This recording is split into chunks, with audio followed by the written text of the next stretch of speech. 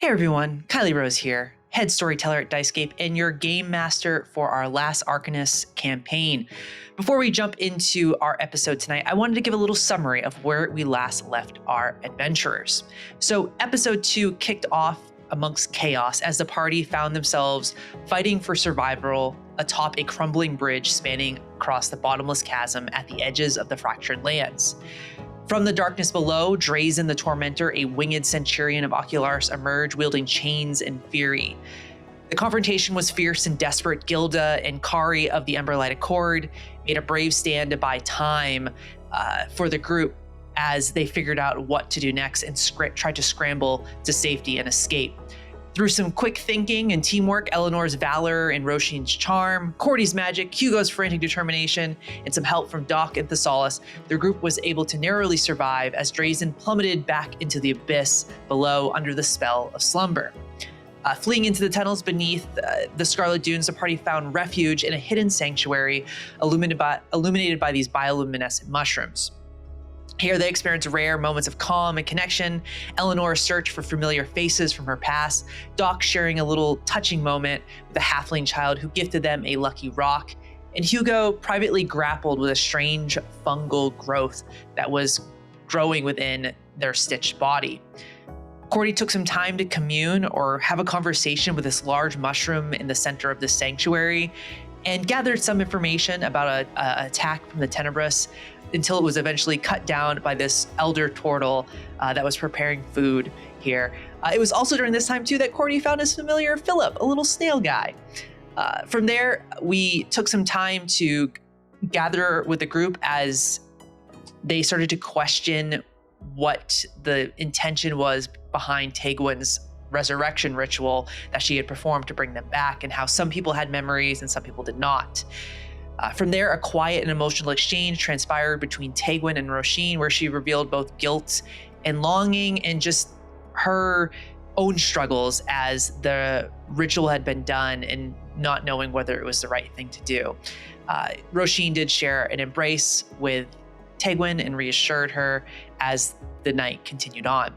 Tegwin ultimately brought the group together to discuss their next destination, which was heading to the Maruk outpost, where another Emberlight Accord collective was located, and then from there making a trek across the mountain range to the Loch of Baladon, where one of the mystic tablets was located, and something that would be necessary in order to stop Ocularis and the Tenebrous forces. Before their departure, Cordy, following that beat from talking with this mushroom, exposed some interesting revelations as he examined these two bodies and found that the Tenebrous attack there was more to it. There essentially was an ability that some of these Tenebrous had to curse individuals, mark them, give them the mark of Ocularis, which kind of shifted the attention of Tenebrous when attacking groups, focusing on the person that was marked. As these conversations, revelations transpired, the group took some time to rest and prepare themselves for the trek to the Maruk outpost and eventually the Loch of Baladon, where an uncertain fate awaited them. And that's where we're going to pick up our session the episode that you're about to jump into. So thank you for watching. We hope you enjoyed tonight's episode, and we'll see you in the realms of Atalantia. Trigger warnings for episode 3 include death, description of body horror, brief descriptions of violence, memory loss, and decay. A list of the topics, themes, and subject matter featured in this episode can also be found in the video description.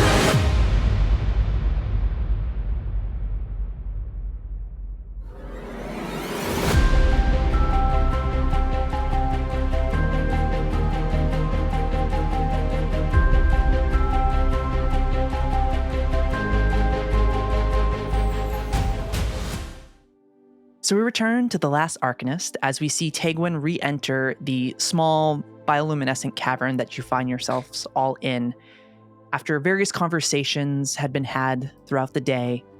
But one thing is clear. There is a trek ahead before your group as you prepare to travel through a small bit of Cicatrix Grove on your way to the Maruk Peaks. As she motions you over, where would we find everybody in this moment? I know we're all kind of scattered about in this space. Cordy, you were doing a bit of an autopsy, essentially, on these two individuals that were attacked by the Tenebrous. You gained information. Róisín, you were just speaking. Actually, you were in the hot springs with Thessalus, having a little bit of a decompression time. A bit of a Hugo steam kind going. A little bit of a steam going. Elanor looking nice steam. Yeah, your pores are you're just glowing when you come out. You're just like, hey, I need access to these right now. Right? Yeah, for sure.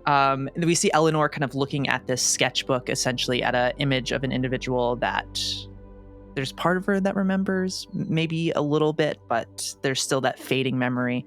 We see Ezzy, this little halfling girl, kind of run over and show more rocks to Doc. And we see Hugo kind of sitting off to the corner with a Vera, just thinking about something they discovered about themselves earlier in this day. So, as we all find you in these different locations, Tegwin calling you over, who would be the first to arrive as she kind of separates you from the rest of the group near the exit of these tunnels here? I think Thessalus will be pretty quick to kind of respond. I think he's unsure what else to do with himself other than prepare. And so I think he's been kind of, after his nice steam, he maybe spent a little bit of time just kind of making sure he still had all his things, maybe trying to hone the edge of his sword or something like that, just kind of clearly wasting time until he had a purpose again. And when oh my gosh, what's the Arcanist's name? Tegwin. Oh, of course, it's Tegwin. Okay. Tegwin. No, yeah. Yeah. And when Tegwin, I think, kind of seems to be ready and starts to beckon people over, I think he'll pretty quickly collect his things and come stand there, kind of waiting for everyone else to join or for someone else to start the conversation, but he wants to be present. I think as you walk over, she would look up at you, because you're definitely taller than she is. She He's looks about, up at 7 you. feet in his helmet, yeah. Yeah, she looks up at him and she says, "Do you ever take your helmet off, or is it just a piece of you? I'm curious." Oh, I mean, I don't know. I don't mean to be awkward about it. I'm willing to remove it. I just, You don't have to. I don't know. It's no pressure. I was curious, simply. I appreciate it. I think the helmet has felt more a part of me than myself for quite some time. My humanity was bartered for a debt as a child, and it's one of the only things I ever got for myself, earned. So it feels a bit more me than me, I guess. I think, as you say, your humanity was bartered as a child. You would see her look down. And I think she'd look back up at you and say, "Well, I'm glad you're here. And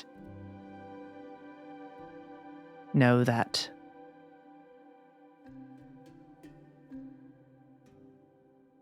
you are more than just a blade and shield. You are so much more than that. And while it will come in use, it will be useful for the journey ahead. I hope that in time you can continue to look within yourself and perhaps discover more of what's inside. But I will definitely be happy to have your blade and shield nearby."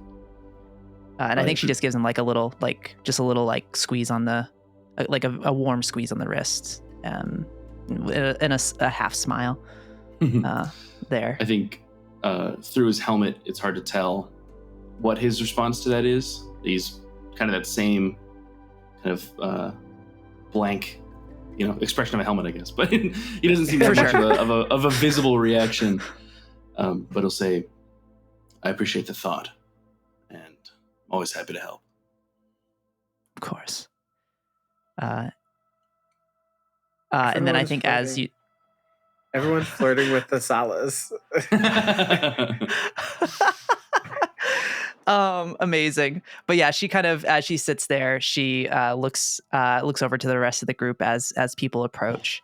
You kind of see her like adjusting her harnesses with her daggers on it. Certainly a little bit of trepidation in her face as the group gathers. But yeah, who would walk over next? Kind of what do we see as you approach? I think Doc will waddle over and just sort of look at the two of them, one with holding Thessalus's arm, and be like, "So we're off then?" Yes, she would let go as she sees you look. And she would say, "Sorry, if I should have asked first before I."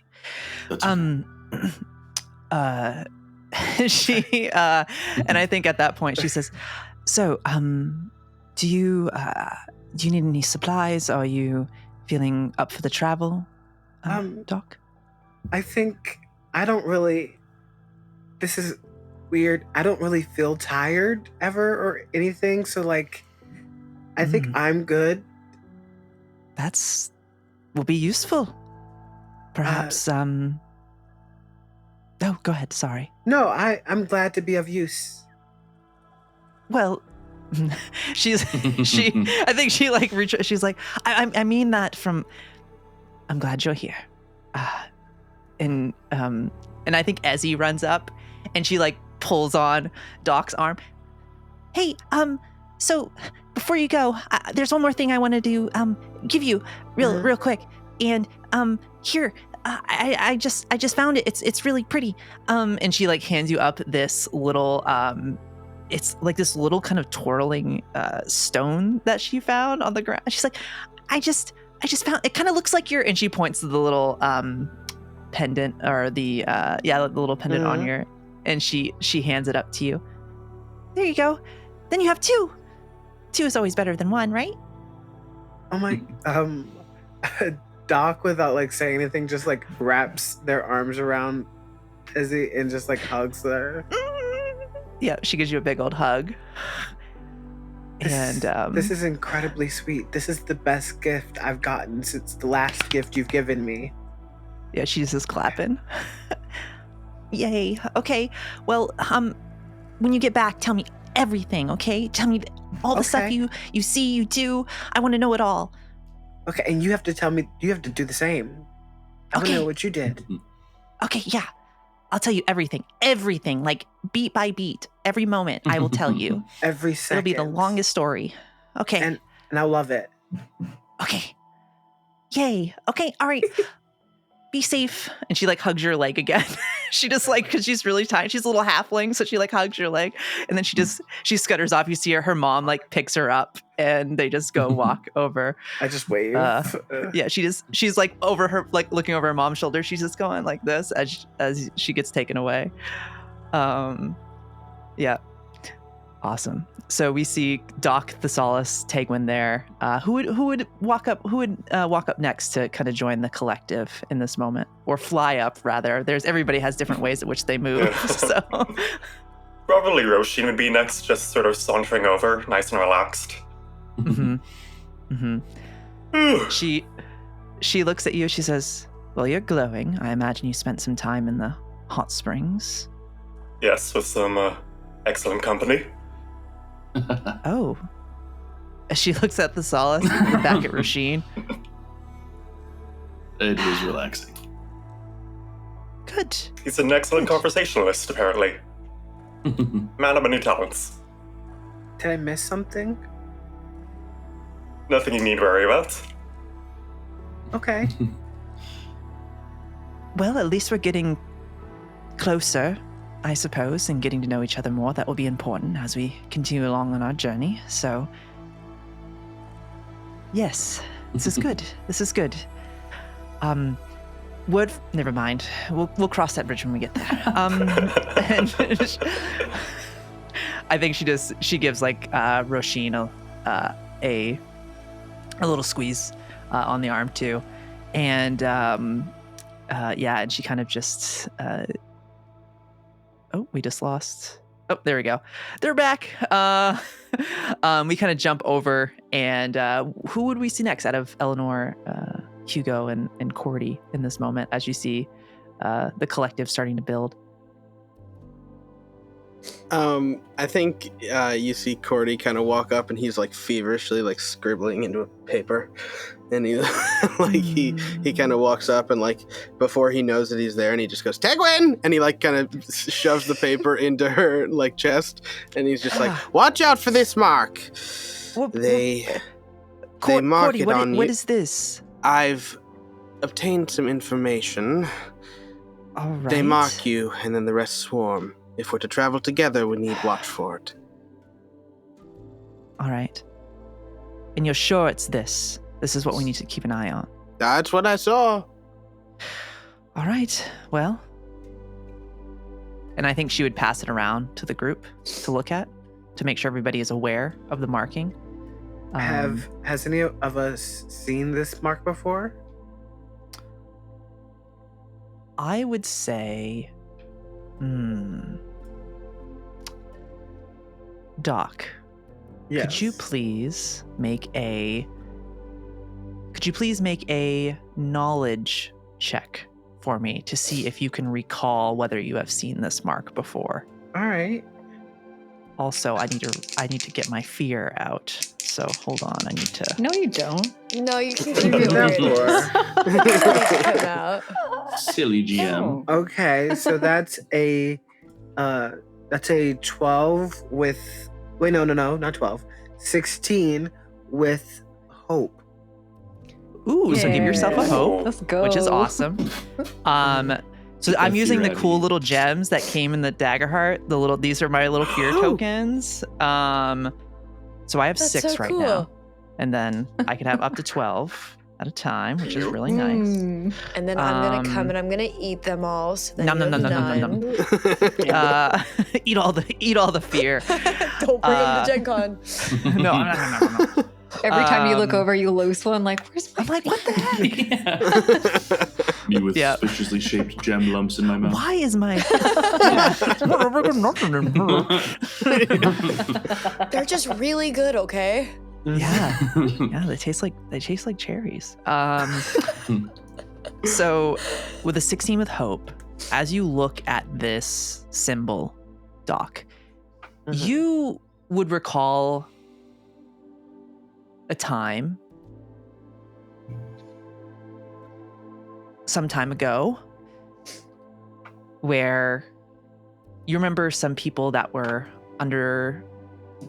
sick, and some of this illness, people would break out in a bit of a rash, and the symbol itself does look familiar.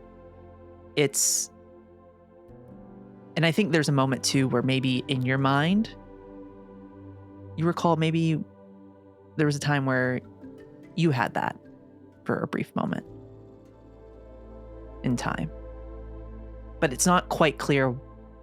You remember it specifically because of that, and then other people you knew having that, but finding like the pathways to exactly when, where, the moment isn't 100% clear, but you are familiar with that mark. So the rash took shape of this mark, this symbol. Got it. I think I would share that with the class. I would say, this mark, this symbol, I think I've seen it somewhere in my past. though I can't quite place it. But in the past, when people were ill and ailing and sick, this mark would come in the form of a rash. Well, it seems that this was the doing of the Tenebris. It looked like one of them was the one that bestowed the mark, and the others were drawn to it. Well, I guess it's a good thing we know what it looks like now and we know a bit about its history. Yeah, and I think I will also kind of describe the one that was able to give the mark, so that when we see it, we know, and we know we have to shut that down. How exactly would we get rid of the mark?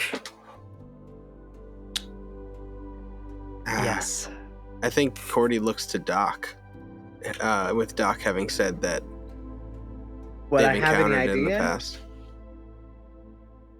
With a 16 with hope, I would say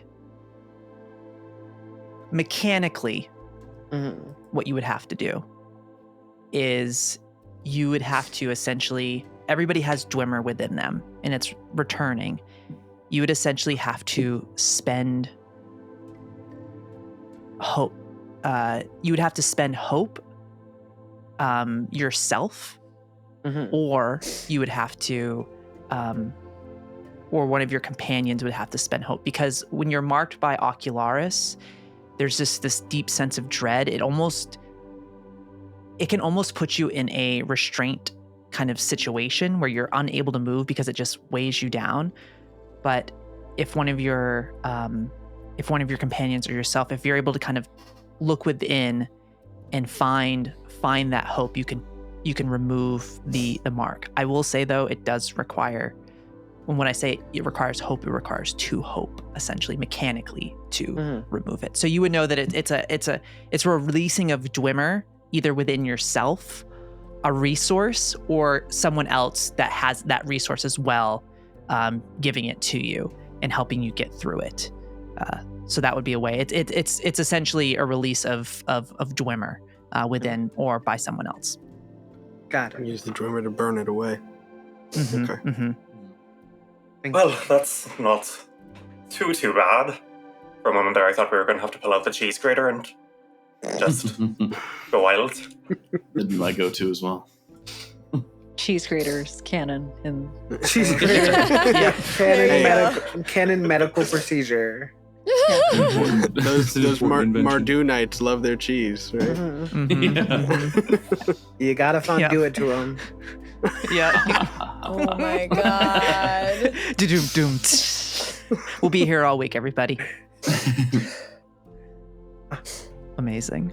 So kind of as that conversation's going, I think Elanor and Hugo, you would overhear this a bit, so you would be completely out of the loop on it as you're approaching. I think by the time Cordy comes along, madly raving about this mark, that's when Elanor shows up.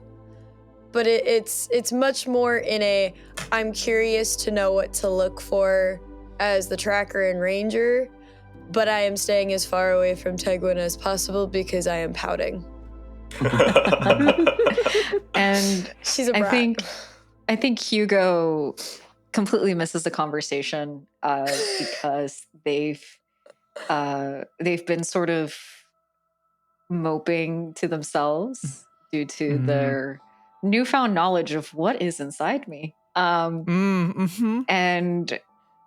they kind of come over after having to psych themselves up to join the group because I've already sort of attached myself to these people. Might as well keep going forward. As they just sort of amble over to the group. I think as there'll be 2 reactions as the 2 of you walk over. Tegwin watches Elanor kind of keep her distance, and she makes note of that. I think she just looks over at Elanor, her face is just stone cold. She just straight-lipped, and she just nods. And then she shifts over to Hugo, and it kind of shifts into a worried face. There's a bit of her shoulders slump a little bit, her eyebrows furrow, and I think she would take a moment to kind of weave through the group to get to Hugo and go, "Are you sure you're feeling up for this? I know this will be a bit of a journey for you, but I know you can do it." Oh, well, I don't really have anywhere else to go.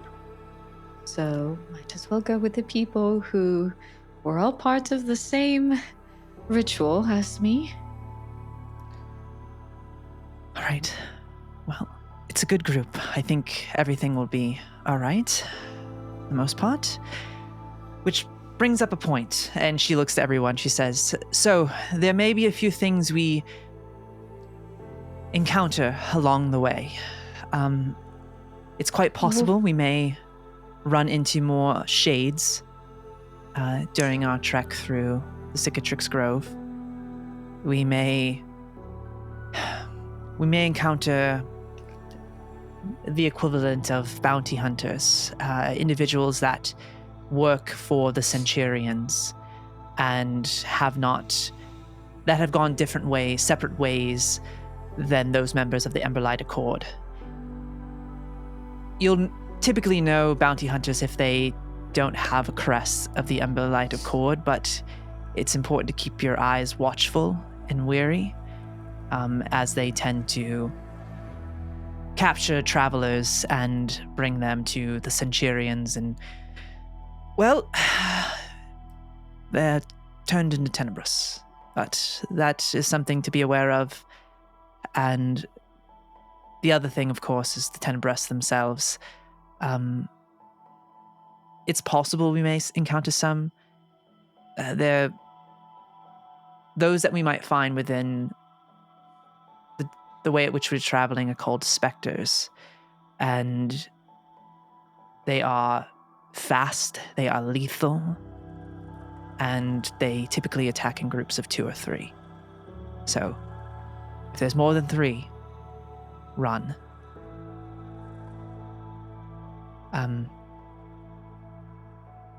2 we could absolutely defeat together, but 3 will start getting a little precarious.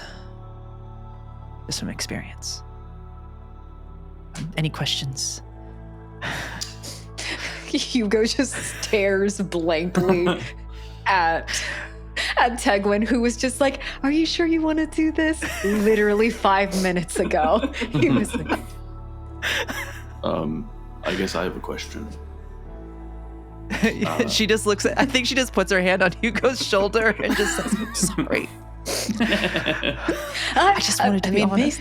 If you just maybe if you had warned me about all the perils that we're going to be facing, maybe I would have rethought my decision. But I'm already here, and I'm part of the collective, and I also want answers. Yes. Good. And she inside is just like, what am I getting myself into? Avera is just like, "Oh man, this is I'm a little nervous about this, if I'm being honest." Wow. Vera, the great thing about it is that you can fly away. Oh yeah, that's true. Yeah, well, if it comes down to it, Hugo, do I have your permission to be like, "All right, I'm getting out of here"? Oh, please, might as well one of us survive. All right. I'll carry your memory with me. Thank you so very much. I'm trying to make levity in this moment, but I'm realizing it might maybe make worse. No, I think sometimes you just kind of have to smile to it. you see the beak like tries to like she tilts her head a little. Yeah. And as the mouth opens. Good. Incredible. Tegwin pivots though to Thessalus, and she says, "Yes, you have a question." Yeah. You mentioned we're traveling through a piece of Cicatrix Grove. Yes. I know it's been 200 years, and there was everything that happened, I guess, before, but is there much left of the cities and the, that which was there before? Not a lot, to be honest. At least in that specific area. Any villages that were scattered about Cicatrix Grove are likely either already been looted, decimated. It's quite possible that there may be some remnants left, but it's very unlikely. Where we are heading, though, once we get out of the part of Cicatrix Grove we're heading through, the outpost near the Maruk Peaks, they're essentially built into the side of the mountain, kind of underneath the cliff. The people that live there are built in. The outpost is essentially built into the side of the mountain. It was an old mining town prior. The individual we're meeting there their name's Cassian, so they'll be able to help us. Good enough. All right. Shall we? We shall. Just so I'm very clear, more than 3 run? Yes. More than 3 run. Understood. What about if we have exactly 3? We can try. We can certainly try. Brilliant. That doesn't seem very promising at all. Well, there are more of us than them, so if we work together, we just have to hope that luck is on our side. Yes, Tegwin, it's all about how you frame it. They can try. You're right, Cordy. It is about how you frame it. I'll think about that moving forward. Thank you for your wise wisdom.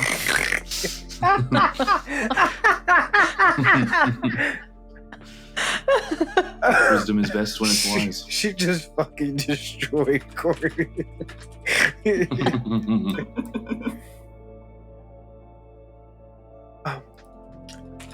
Well, I guess we'll just think with the glass half full.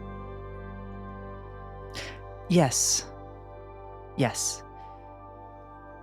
All right. And she would look to the rest of the group here. She would look, I think Róisín, the Dracana, would walk over, and he says, all right, so you're all heading. Best of luck. Here's some packs for you. And he hands out little snacks. He's like, for those of you that can eat, of course, that's just a little extra, yum-yums. All right, best of luck to you all. Yes, I put some special sweet treats in there. They're called yum-yums. They're like a honey drizzle on bread. They're called yum-yums. Have you never heard of them before? Oh, it's probably not. It's a Dracana thing. Yeah. Sounds wonderful. Best of luck. And he just scrambles over, back over to the rest of the group. So as you all head out of the underground tunnels here in the Scarlet Dunes, we're heading into a little bit of travel. So I know everybody kind of does travel days a little differently. It takes about 4 days to get to the location you're heading. However, you can choose to... I have 2 different ways at which you can approach it. Just talking mechanics. Mm-hmm. You can do slow and steady, which is... you go at a kind of normal pace, and essentially you would roll 2d12. Oh, Elanor, did you have something? Am I unmuted? Please tell me I'm Yes, you are. Okay, good. Thank God. You're unmuted, yeah. Have I been how do I want to phrase this? Have I been near or around where we are traveling to? You probably traveled a lot of the realm of Mardoon. I would say you're probably... I would say you're familiar with... Maybe you're not an expert in it, but I would say you're familiar. Okay. You're familiar with it. I have my subclass has a feat called Path Forward. When you are traveling to a place you've previously visited or carry an object that has been at the location before, I can identify the shortest, most direct path to our destination. Okay, So- that's huge. Rangers, y'all, coming in clutch. Yeah. So I will say with this, because you have that feature, your subclass feature here, you can push forward. You can do the push forward option, which essentially lets you travel to, you basically will travel 2 days worth of travel in 1 day. So you'll basically cut the time in half, which is sick. And I will say, as you do that, that will actually help with the travel day rolls, essentially. So, so as you kind of get prepared and ready to go, Elanor, you'd probably be leading the pack primarily. Tegwin wouldn't be too far behind you, but she's going to let you do your thing, knowing that this is kind of your area of expertise. So how this will work, essentially, as you head out, the travel mechanic wise. So, as you head out into out to Cicatrix Grove, essentially what you will do is you will roll 2d12s for me, and you will take the highest die. I will also roll a d12. Mm-hmm. And you can choose, I won't tell you what my number is, but you can choose to either keep your dice numbers or I'll take my number. You can choose one of your highest die, or you can choose to take my dice, but I'm not going to tell you what it is until afterwards. So, and then each of those numbers has a specific event that could happen during your trek through. Oh, I forgot about this mechanic that you have. Yeah. Because we haven't used it in so long in Fallout. Yeah. So, but as you get ready to head out, kind of the first thing you would notice as you head into Cicatrix Grove is this kind of all the petrified trees. They're, again, kind of a lot of them in this particular part of Cicatrix Grove are frozen mid-twist, almost recoiling from something as you look at them. Different from the ones that you saw when you all awoke. These ones have these dark veins, these like black veins that run through it, kind of run through the trunks, like rot, frozen in time. And then, but you would notice that on them, some flowers bloomed, very, very much like the ones that did in the part of Cicatrix Grove where you all woke up. But you would see the blue and orange light kind of flickering within them as you begin your trek. But they can't escape. You see like the orb, it can't escape out of the flower. Beyond this, kind of as you're looking at the space, as you're starting to walk through, the earth would be cracked and split. Kind of ancient tremors leaving behind this appearance from the Unraveling. This area definitely you would see like mulch and on the ground of what you can imagine to be old wildflowers that have just rotted or dried up and just kind of scatter throughout here.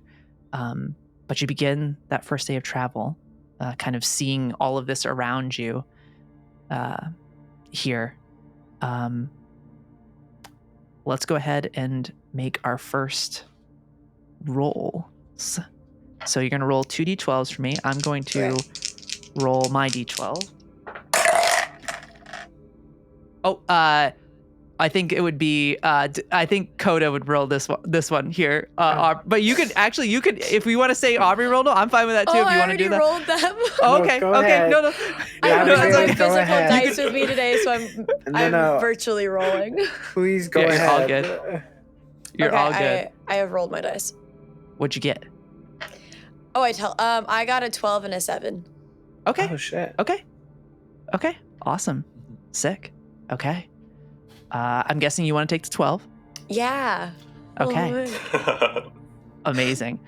So as you move through this pathway here,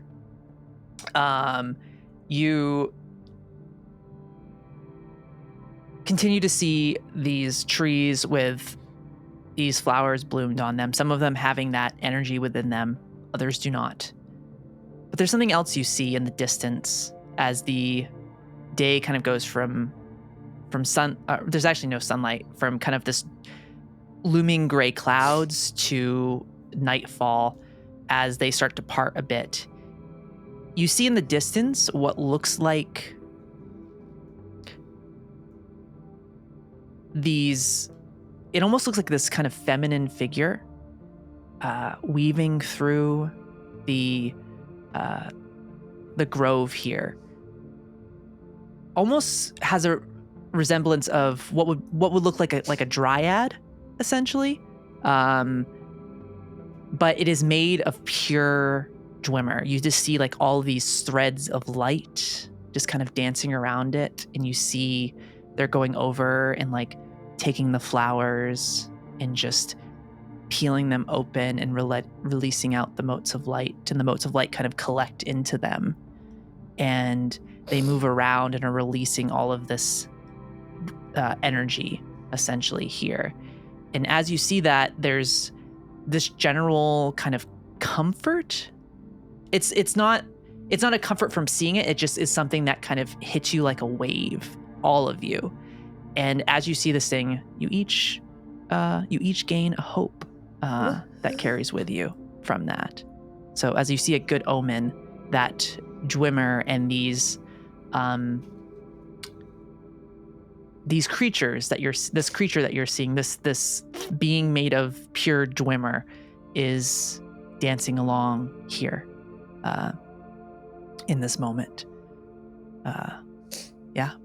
And it just kind of goes through as you continue to push forward. So essentially that you're working really, because we're doing a couple travel days, and Elanor, I think you might have heard a little bit of this here, Hugo, but Elanor has that Pathfinder ability essentially, or it's not called Pathfinder, it's something different. I'm thinking of the one from Fallout. I think it's called or the game. Path Forward. Close Path enough. Forward. Yeah. So essentially, it allows Elanor to, if she's been on a path before, she can navigate it easier. So, so you're able to get through 2 days of travel as you move through the space, and you eventually reach kind of you're not quite on the outskirts of the Cicatrix Grove, but you reach a spot where you find, with that 12, I'm just going to say you find a nice little place to camp out for the evening. This would allow you some downtime if you to essentially take a rest. If you want to keep pushing forward, you can, but then you start to risk danger that way. But essentially, it would give you all an evening essentially to rest, and as you spend an entire day of travel moving towards the Maruk Peaks, this outpost.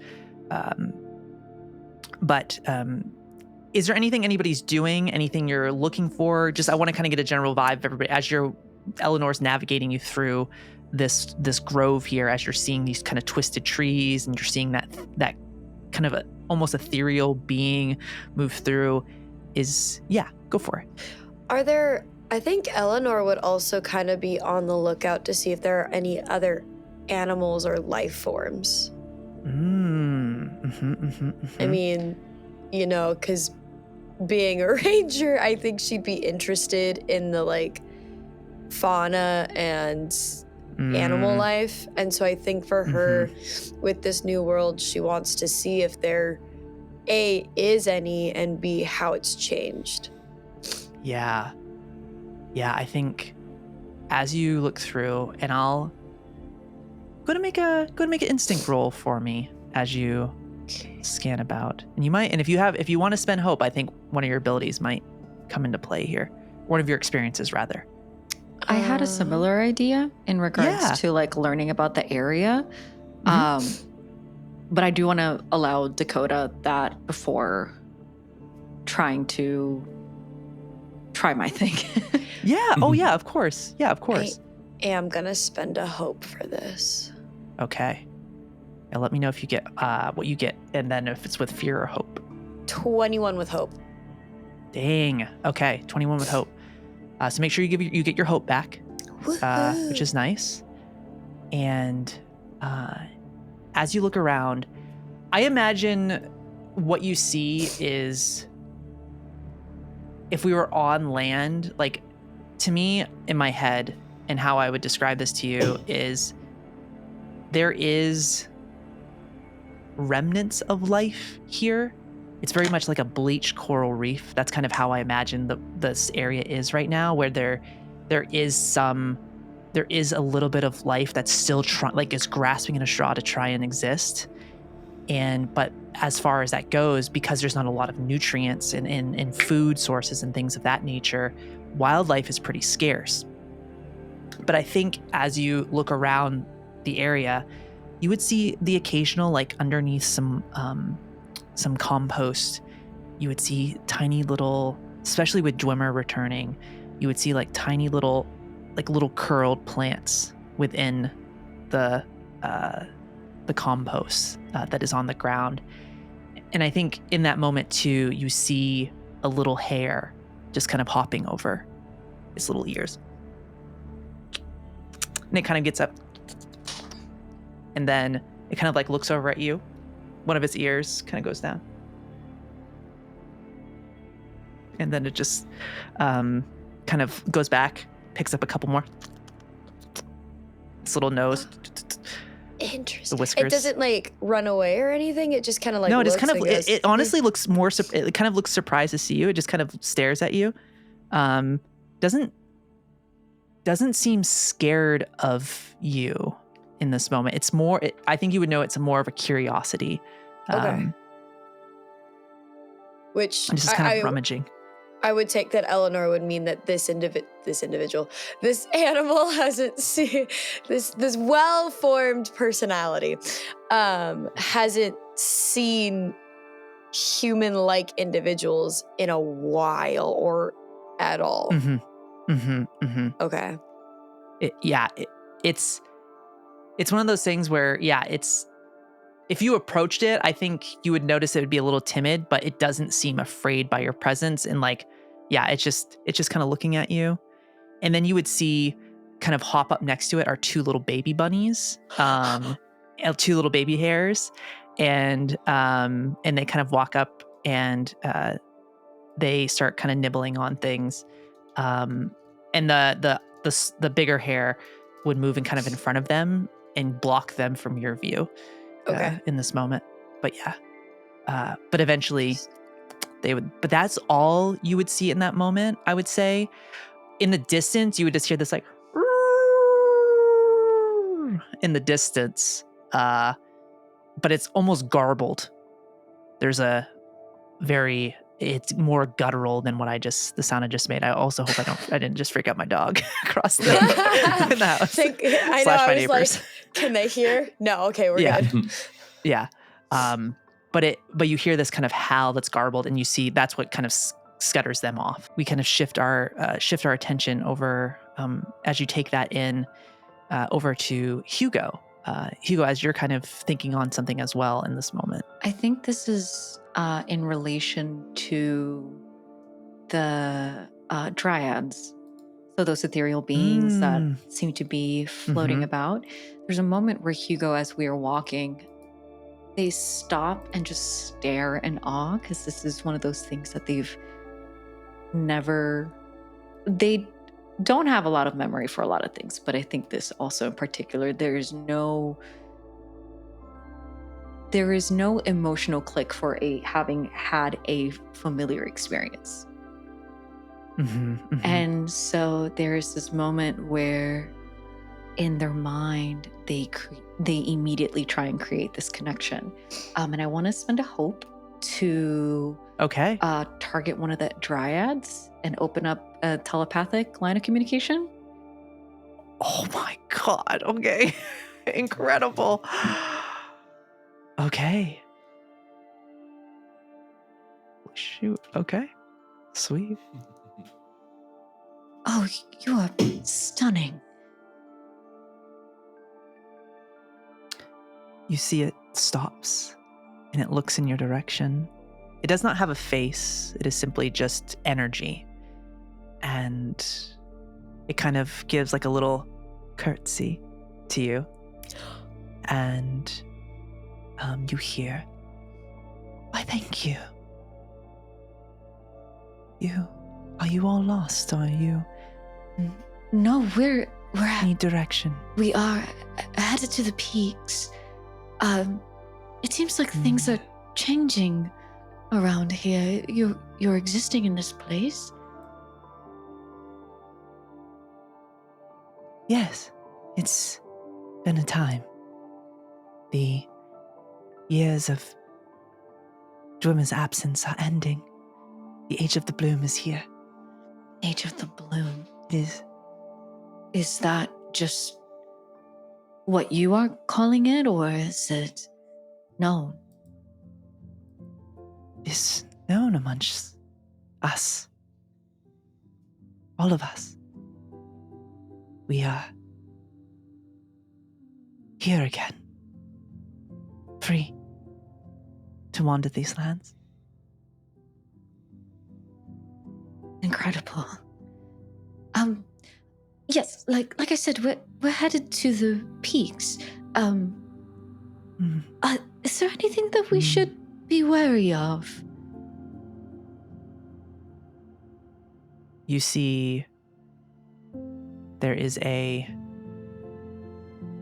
color within the creature kind of shifts a bit. And as it does, it's that kind of blue and orange, but then it shifts more to almost a fiery orange color. And it says, "The peaks. Yes, there is something that lingers deep in the mines, on the edges. There's a river. There's something that is causing a great sickness to spread." A sickness. Oh, we had just recently learned about a sickness. All right. The edges of the river. Not within the mines.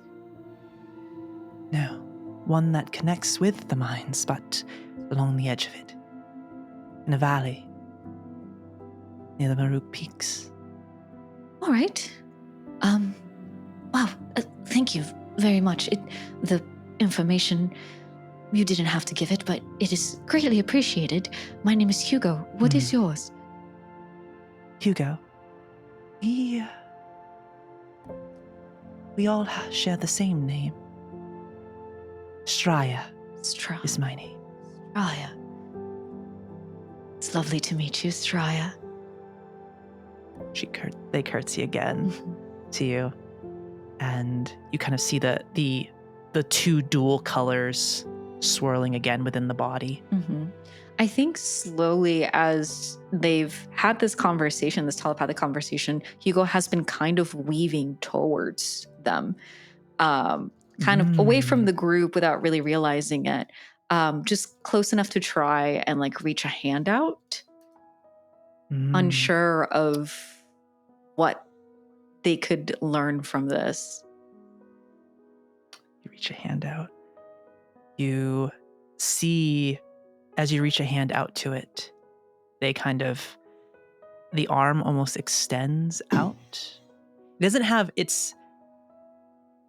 the hand is almost flat, but you start to see these threads coming off of it. And they just start to dance along Hugo's hands.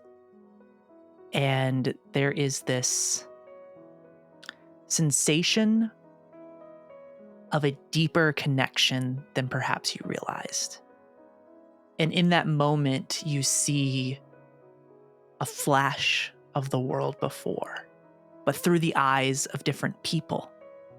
You see a beautiful countryside where a farmer is working their fields. They're can see their children running around and playing. And then it flashes to another scene of a merchant selling their beautiful tapestries in a marketplace.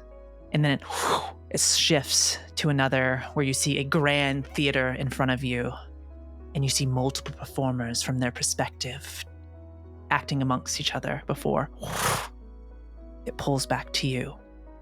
And you see this being is staring at you. Did you see that? Yes. We are that. Oh. We are life's experiences. Oh. Right. Well, Straya, and Hugo kind of very quickly curtsies also. It was very... They curtsy back. It was very lovely to meet you, and I hope we meet again. And then turns around and sees that the group has like, oh, no, they have left me. And they just kind of like, wait, sorry, I got held up. What happened? Amazing. The Dryads. I spoke with them. Oh? What did they say? They said something about a sickness in a river close to the mines on the edges of the peaks that we should be wary about. And also it's located by a valley. I asked them about anything that we should be wary of. So that is what they provided me with. I know there's a whole sickness thing that is happening to the people back at the outpost. Maybe that has something to do with it? Perhaps. Seems to be something spreading around rather rapidly. They also said something about the Age of Bloom, called this the Age of Bloom. And I don't know if that's just a Dryad thing, or if it could be a world thing. It seems very... It's a beautiful name, all the same. Yeah, it seems very particularly woodsy and nature type, so it could potentially just be something to do with the Dryads, but... Elanor is going to sign against whoever can understand her. And I'm kind of going to repeat something that I had said in the chat, because I feel like she would also know this. And she'll say,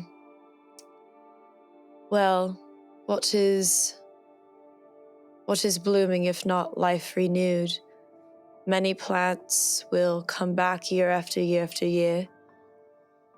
They're the same plant, just the buds are a little bit different, so if they're calling this the Age of Bloom, it would make sense if... And she gestures to the party. And if anyone would like to repeat that for those who do not speak sign language, that would be great. Sure. Róisín will narrate. Thank you. So there's clearly a shift happening. Is what we are being told? There was a hare and its babies. I don't know what hare babies are called. As we were walking.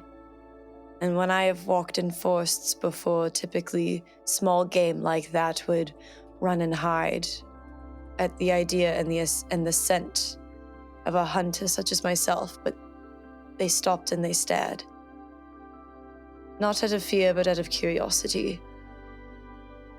Whatever is happening here, they have not seen humans in a long, long time, or humanoid individuals.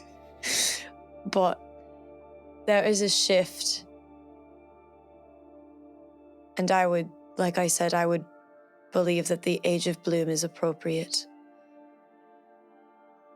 Something is happening. And like, once again, plants that come back year after year, sure, they're the same plants, but they are never quite the same as they were before.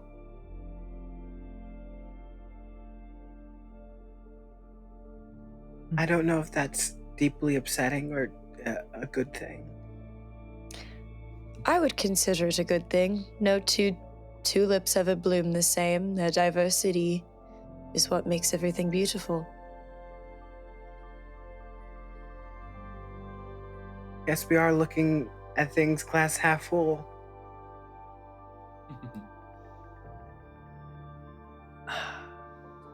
Yes, well, things can't bloom without new light. So, after much darkness, it seems only appropriate. And I think Cordy kind of picks up one of those flowers where the Dwimmer can't escape. And I think as soon as he plucks it from the ground, he begins to accelerate its decay. And like kind of just like fungal stuff like kind of grows out of it and like cracks the top a little bit. And he's kind of doing the same work as that dryad, but making it work for him as well. And it kind of looks like a small blue and orange flame to be like light as well. And he just kind of carries that in his palm. Cordy, as you do that. Uh-oh. So you decay this into like so you decay it so that it can release the energy within it. Are you trying to like essentially turn it into like a fungus? Is that, or is it more? Somewhat. I think it just like kind of that decay and like the I guess the fungus of decay like kind of takes it over for like a second so that it can crack, and like it lets out that same Dwimmer but at a much slower rate so that it also is a light. Perfect. Okay, awesome. So as it kind of starts to filter out, I thought you were turning it into a mushroom. I'm like, something crazy is about to happen, y'all. Noted. Don't turn the flowers. As that Dwimmer releases, as it releases, I think ever so slightly, you just hear a faint whisper. It's unintelligible. You can't understand what it's saying, but there is some type of language. There's some type of thing that is being said in this moment as it slowly leaks out of that cracking flower, essentially that dodecahedron flower. Ooh. If I can hear that, then is there any way that, like, you know, I guess kind of giving it that little bit of fungal flair, I can maybe tap into the fungal network and try to open a line of communication with it and try to hear it better, or like what it is? Sure. Yeah, if you want to tap in through the fungal network. Yeah. So I would say this is probably going to be I would say it's a roll on this one. Sure. You could use your experience. It's good if you want to spend a hope. I would say this is going to. Oh yeah, go ahead. I do have the ability Fungal Network, so I can make an instinct roll to use my mycelial array to speak with others of my ancestry. I know it's not a fungril, but ancestry. Yeah, let's do it. Instinct roll for me. Yeah, make an instinct roll. That wording is insane. Of your ancestry. Okay, so that is a 19 with hope. Dang, you guys are rolling a lot of hope today. Take that hope back. So Thank 19 you. with hope. As you connect, you are hearing a lot of voices today. So you connect with that, and it goes.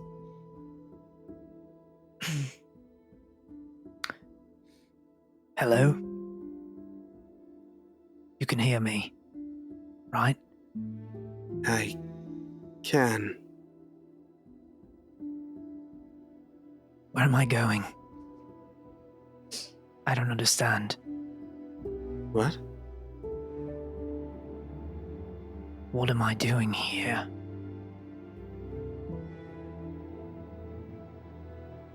Who am I speaking to? Who are you speaking to?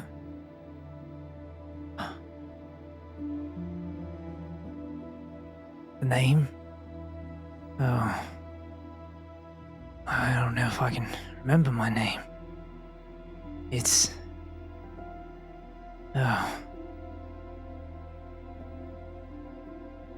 Oh. Where is it? I Don't don't struggle. remember my name. It's all right. Can you help me? I feel myself just fleeting by the second. I can see two things right now. I can see thousands of stars, and I can see a lantern just hanging in the air. I feel compelled to go towards both of them, but I don't know which way to go. Can you help me? Please. To the lantern. It'll all be over soon. He says, thank you. Oh.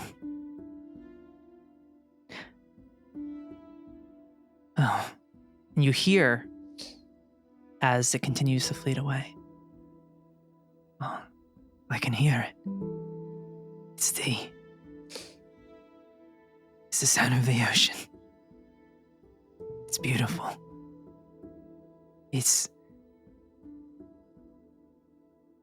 Oh. Thank you.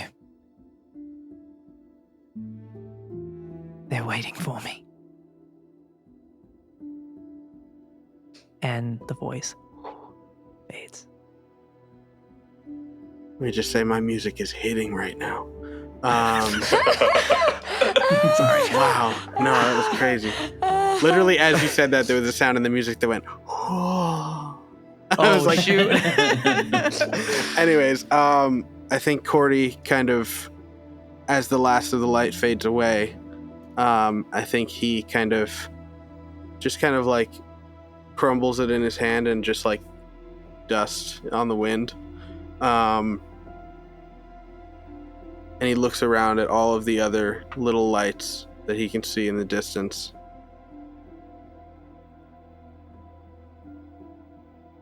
They're all trapped.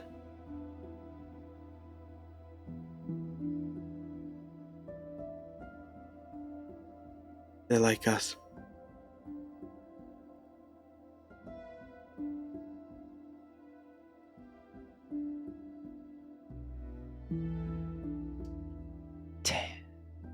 Taegwyn would look at you and she'd say, do you want to spend the time and let them go?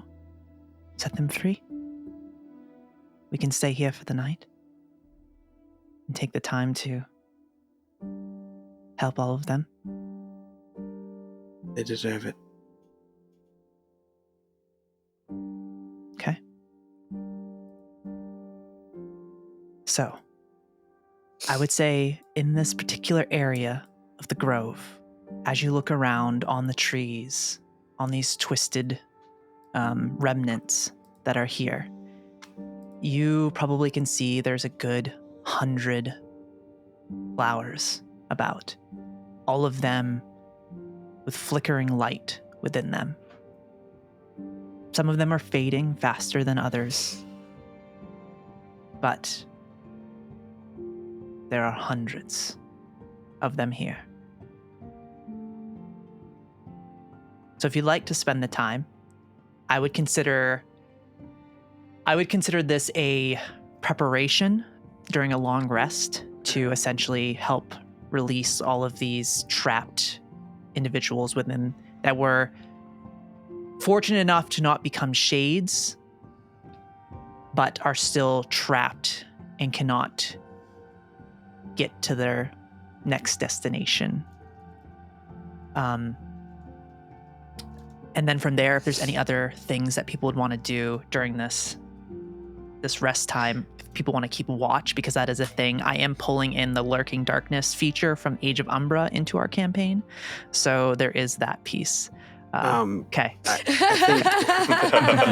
I think just as I go to kind of begin that, I think he looks out at all of the lights, and for a moment he thinks, this is fruitless. Like, I can't save them all. And then he looks and he sees the Dryad in the distance, or he sees he sees Straya in the distance. And he looks back at like almost like where the dust in the wind went, and he, I made a difference to that one. And so he'll get down and do his best to start doing that, maybe even conjuring a magic hand to do it twice as fast. And he'll just spend his time doing that. Just to make sure, did Cordy say out loud, like for the group to hear, they're trapped? Yeah.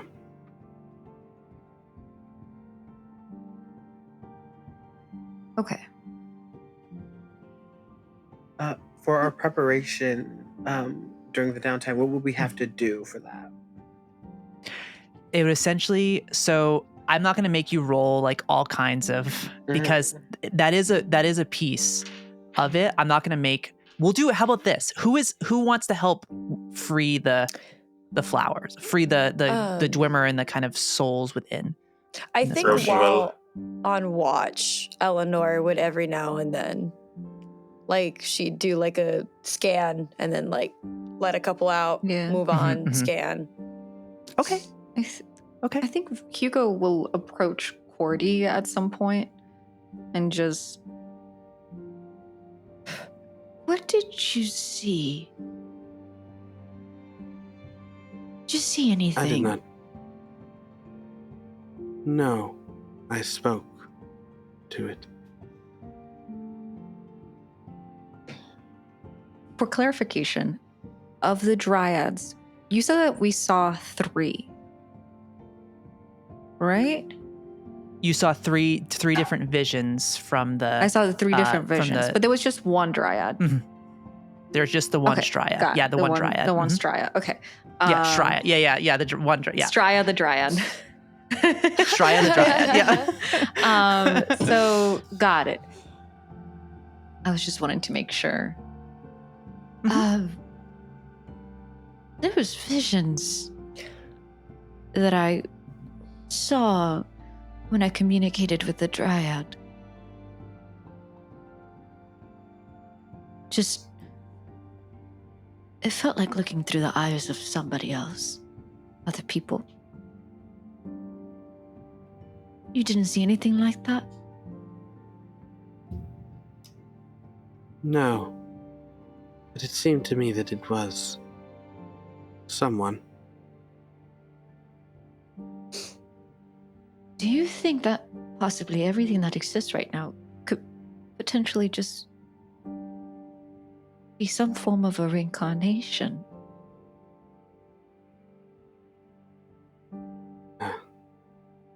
Could be. I think they're stuck. He mentioned a sky full of stars and a lantern, drawn to both. I told him to go towards the lantern. A sky full of stars.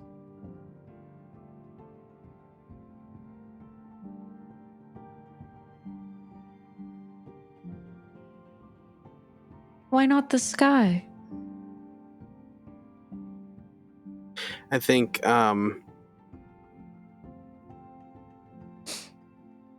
Cordy kind of like instinctively looks up. Well, I remembered what some of us said about the stars. He's watching. But what if the sky that he remembered is not the one that we have now? What if there's memory of what it was before? I think with Hugo saying that,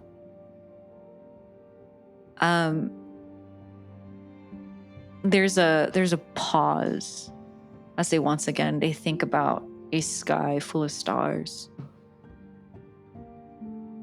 and try and remember what that was like. And there's the memory of the vision that they just saw in the farm. the person that they saw through their eyes, the farm hand or the farmer with their children. And there's this moment of just recognition. Not like they were watching through their own memories, but a familiarity of laying in a field of wheat and staring up at a sky full of stars.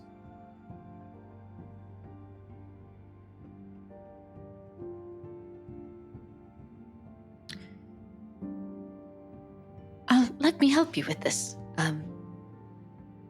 Do you have to tell every single one that they have to go somewhere? I've been trying. Okay. I think Cordy looks over to the Strya. When the light gets released, does it just disperse, or is it being added to the Strya? So the ones that the Strya were releasing are becoming part of it. Okay. But the ones that you are releasing are going on to this next chapter. The Strya is collecting them within its very essence. There's reasons for that. But in this moment, that is unclear why. But you would see them. That would be the difference here, is that the Strya is adding it to itself, while you are releasing these motes essentially into this next phase. Both have purpose, just different. If they are all individuals, then it seems rather sweet that they could all agree on freeing the others. A shared purpose.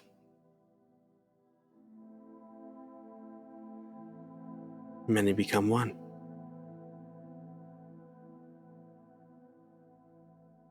So should we release them or should we not release them? What? You know, after that, I don't know.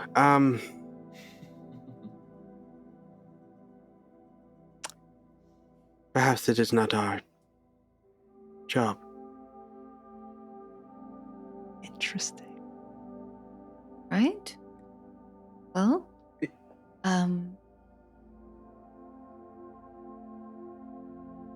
I gladly help you, but if you would rather not, it seems like there's some kind of a connection you've created here, and I don't want to step on any toes. I don't think they have toes anymore, but... No. Is this conversation like aside, or can everyone hear this conversation? I don't think we're being particularly I would say quiet. Yeah, I think you'd be able to hear it. So you could absolutely butt in on your opinions on this too. So absolutely. Well, if we have the chance to save them, shouldn't we at least try?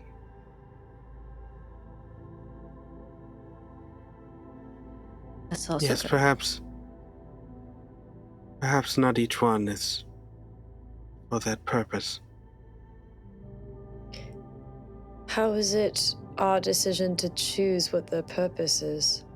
It's not? I think we're more so giving them a choice. I don't mean to be rude, but from where I'm standing, I see you ripping open a flower. I don't even know there's a choice being made. You can say you're helping people, but I don't think I can. I mean, maybe I don't even have an opinion here. It's clearly a little out of my wheelhouse. Well, Tegwin, what was it like when you brought us back? Like, what was that process like? Well, those that you all broke free from the flower, the bloom. typically those that have a strength about them can break free easier. But those that are trapped, I suspect, are not necessarily weak, but perhaps they just need a little help along the way. And seeing the Straya, or seeing the Dryad,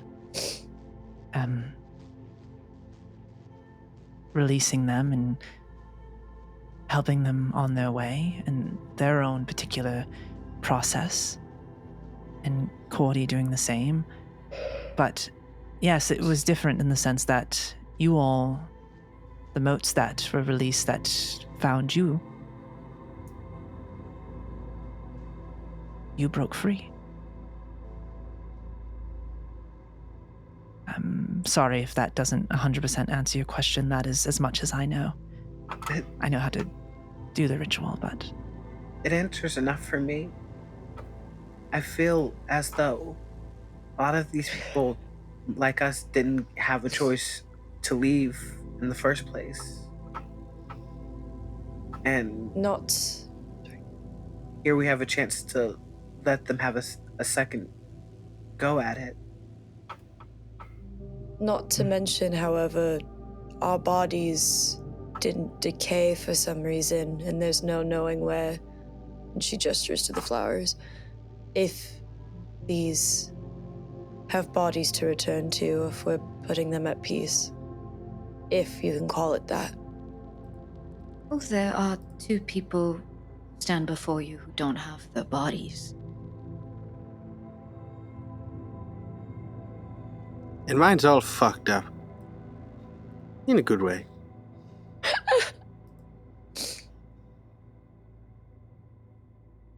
I guess the question is it better to just leave them be or to give them at least a chance at a new life?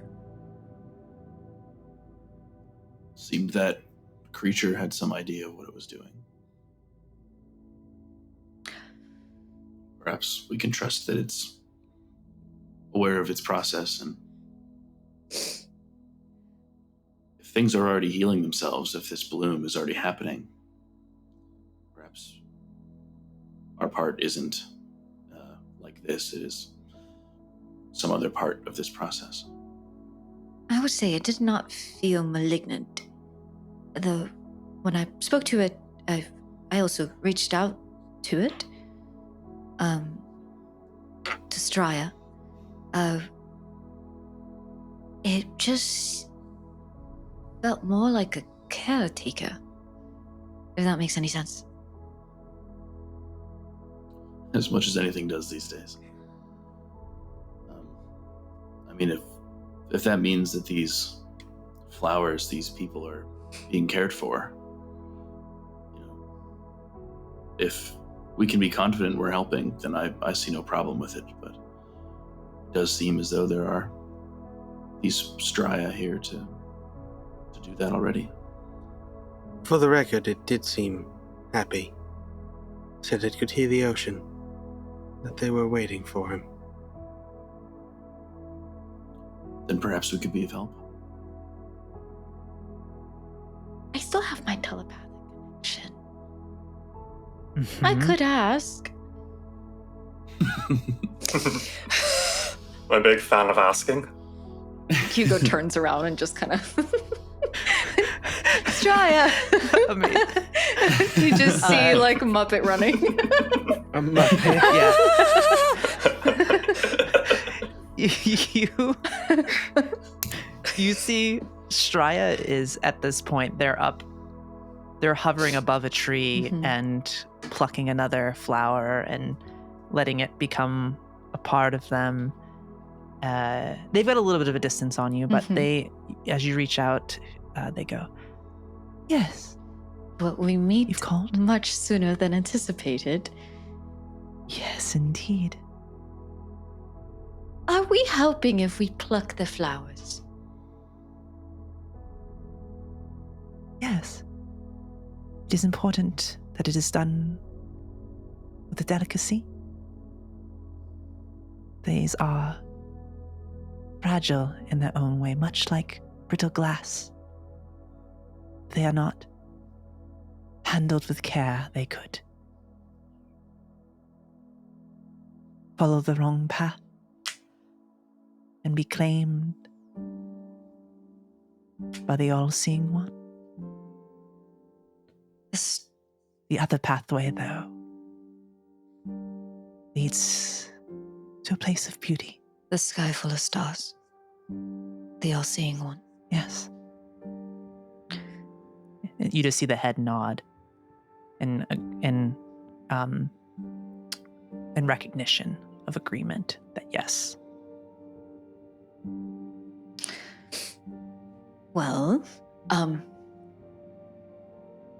may we help? Or would you prefer, if this is something that you have control over? Also, are you comfortable if we stay in the meadow, in the grove? Seems like this is your home. Yes, that is fine. I have much wandering to do. I will only be here for a short time as I'm required elsewhere. There is much work to do in the Age of Plume. All right. Thank you. Once again. Curtsies. Of course. Muppet runs. They curtsy back. Hugo once again, like with their staff in hand. They said it's all right. I want this They animated. said we can help. And they did say that you led them in the right direction, Cordy. They should be headed in the direction of the lantern and not the sky full of stars, because that is potentially adding more to the all-seeing one. Oh, you're muted. Oh, you're muted. Yes, it seemed like a big coincidence to me if it wasn't that. But, Yes. Well, you don't have to tell me twice. Doc is immediately going to try to start saving these souls as best they can. Picks up flower. How? Go to Yeah. the light. Go to the light. Go to the light. Just Screaming at it. Eleanor's furiously signing. How high up in the tree do these flowers go? It's pretty high. I would say a lot of them, there are a few branches that are on the lower parts of the trees that you can reach, but the canopy is definitely up higher. I would say these trees kind of resemble like an aspen tree or maybe a birch tree. So the branches are going to be up a little bit higher on them. Googling Then- aspen tree. Eleanor will begin climbing the trees and doing, again, kind of like scanning and then releasing, move to the next tree, scanning, releasing, move to the next tree. Beautiful. Okay, Róisín so will flap out his wings and begin taking care of the higher up ones no one else can reach. I will do the ones that are closest to the ground. okay. It's also hit the middle ground. Okay. So Somewhere between. okay. Amazing. So it sounds like we're doing a group roll here. So Okay. we've done one of these in the past. It's been a while. But how Daggerheart does group actions is one person will make the final roll. So this is going to be an instinct roll at the end.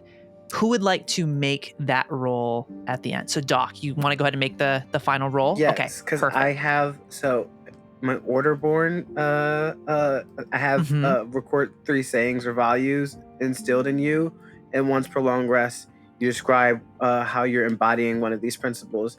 You can roll a d20 for your hope die. Oh, nice. Ooh, that's real Wow. good. And one of my Okay. dedications that I've written down is saving a life is the most important thing one can do. Yeah. Hell yeah. Yeah. Okay. So I'll explain how this is going to work here. So everybody can go around, and I'm going to set a DC for everybody. It's going to be different than what Doc will roll at the end. But for every success the rest of the group gets, a +1 gets added to Doc's final roll. And then on a failure, it would be a -1 to the roll. Okay. So you wanna hit that DC. You all don't have to worry about fear or hope. Doc will have to worry about fear or hope because that will then dictate if something else is going to happen Okay. at the end. So if everybody wants to go around collectively and tell me how you're going about this, what ability or what skill you're essentially using. Are you using finesse? Is it agility? Is it presence? Is it instinct? Is it knowledge?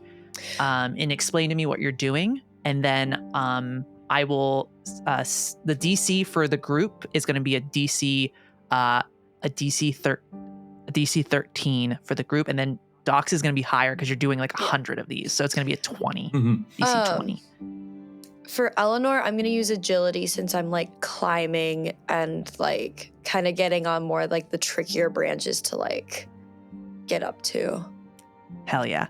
Yeah, so go ahead and make that agility roll. So DC 13. Don't worry about fear or hope on this one. Tell me what you get.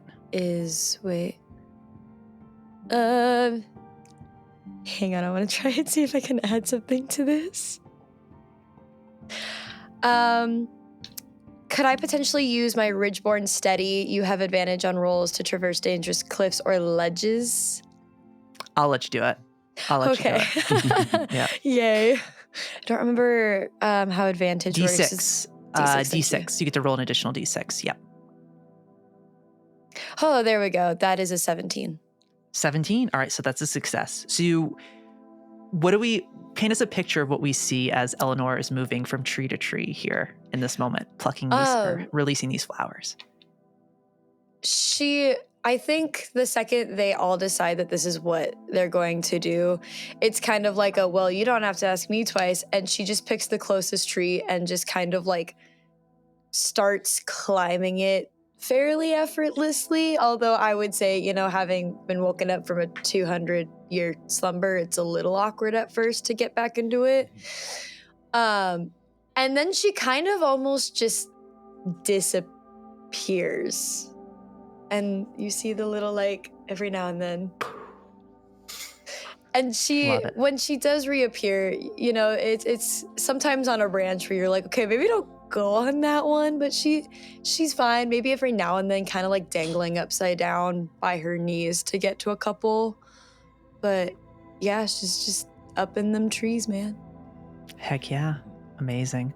So as you're up in the trees, moving about, that is a +1 so far to the roll. We shift away from Elanor, that's jumping across the trees. What is the rest of the group doing that's helping in this group action roll here?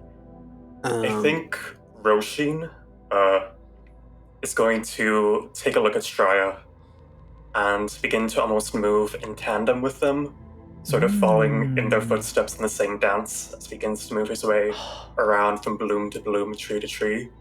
And I think he's going to extend his affect out around him as this sort of gentle, calming wave of feeling of the singular, kind request of bloom for me, if you would please.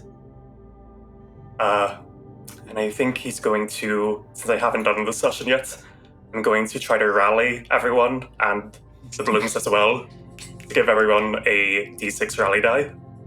Ooh. Okay. Awesome. Presence roll for me, Róisín here.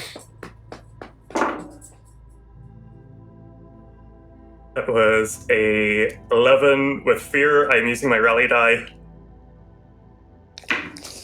That is a 13 with fear.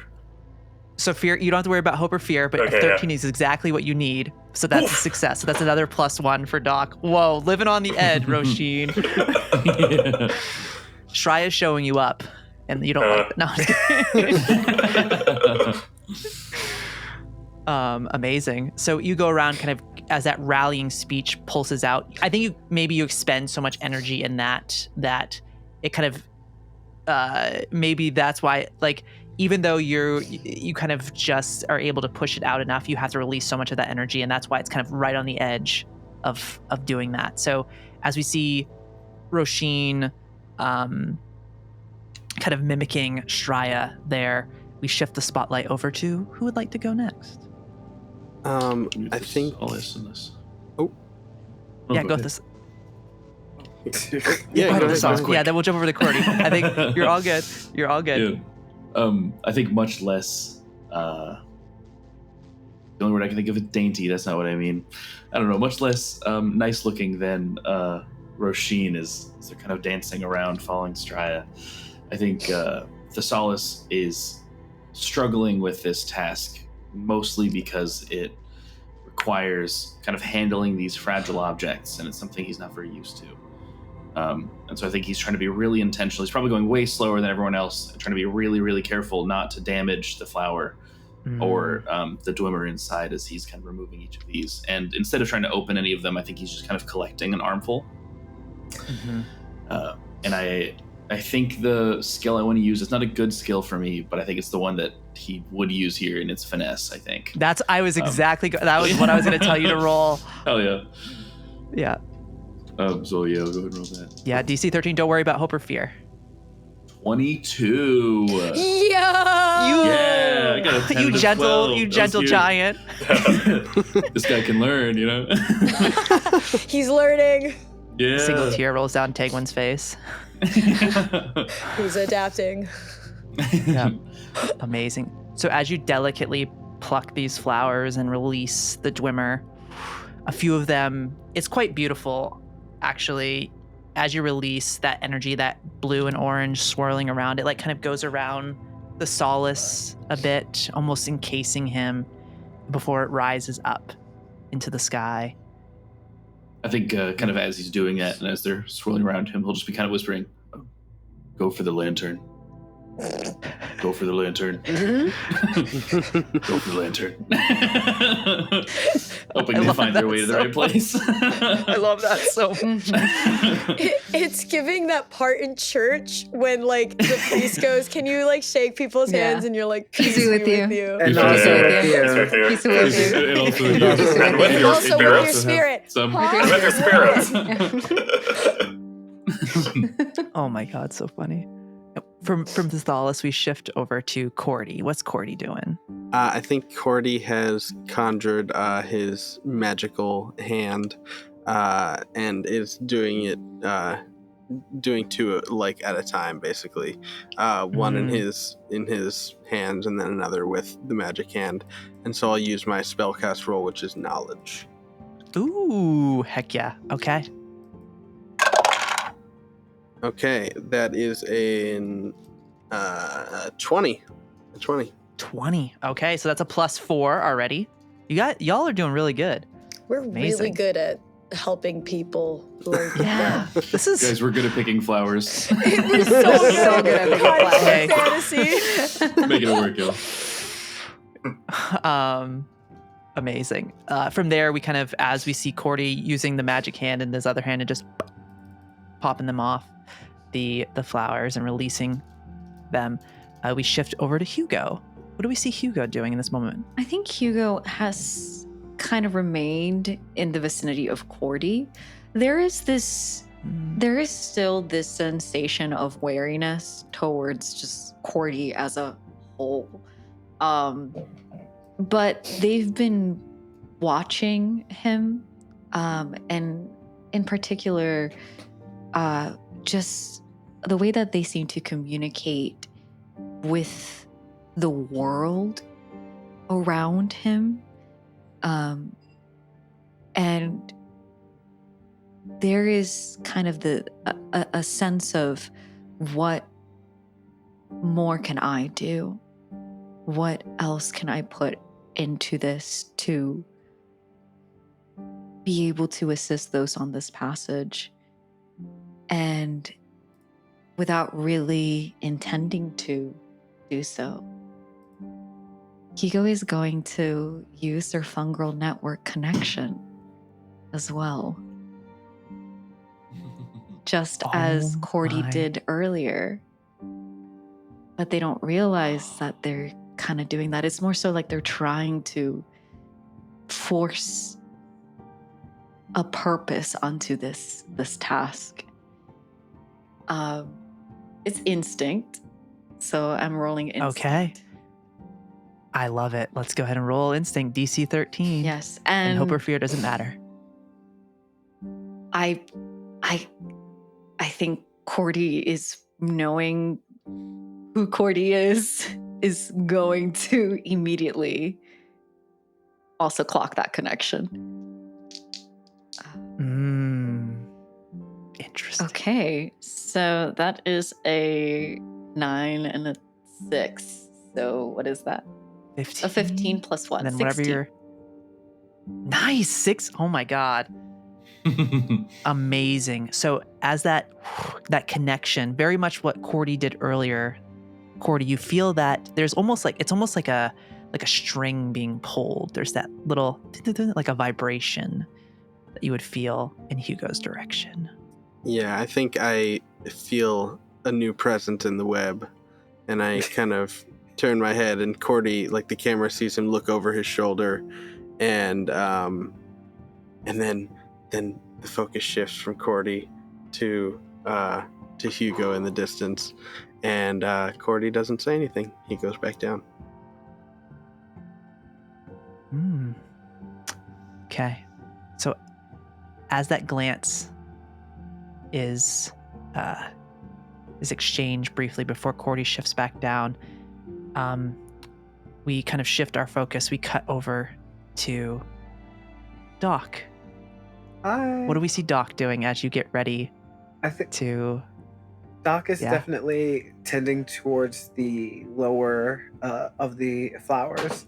I think, especially with this dedication, I feel like no matter what anyone said, Doc was going to try to free some of these people.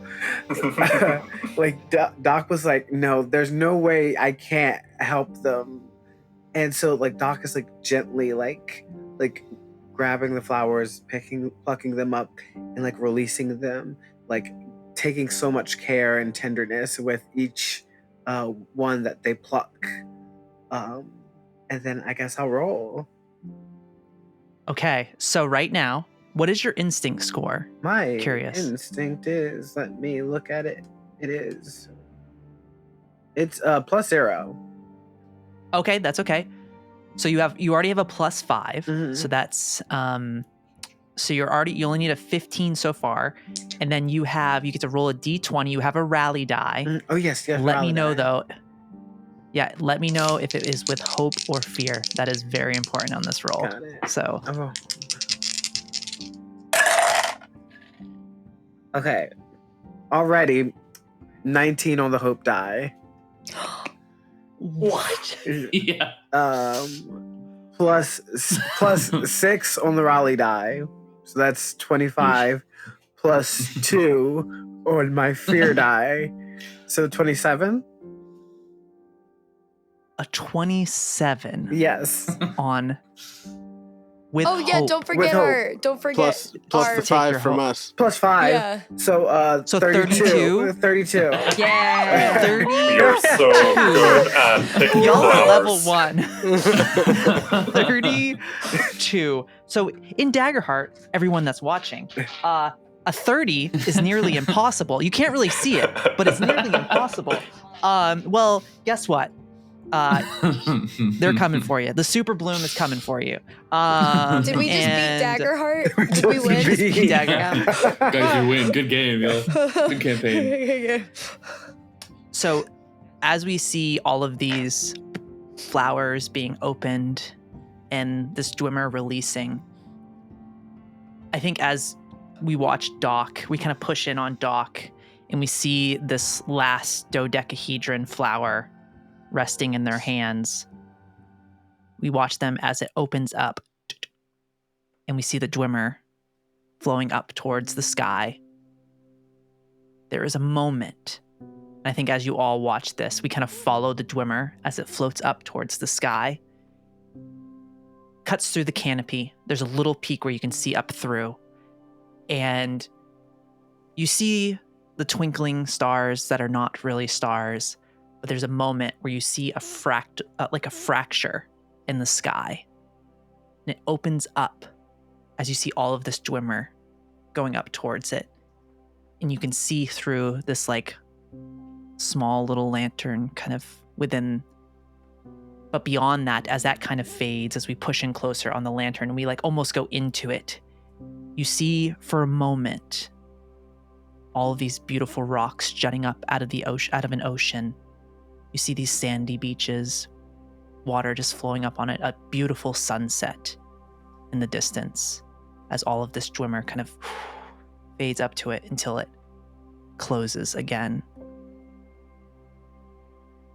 And because you rolled that high and with hope, we are not going to roll a D100 to see how many people make it to the endless shores of Sonova. They all make it. All 100 of them. And none are taken by taken by Ocularis. So, yeah, and that's what you would see as it goes back.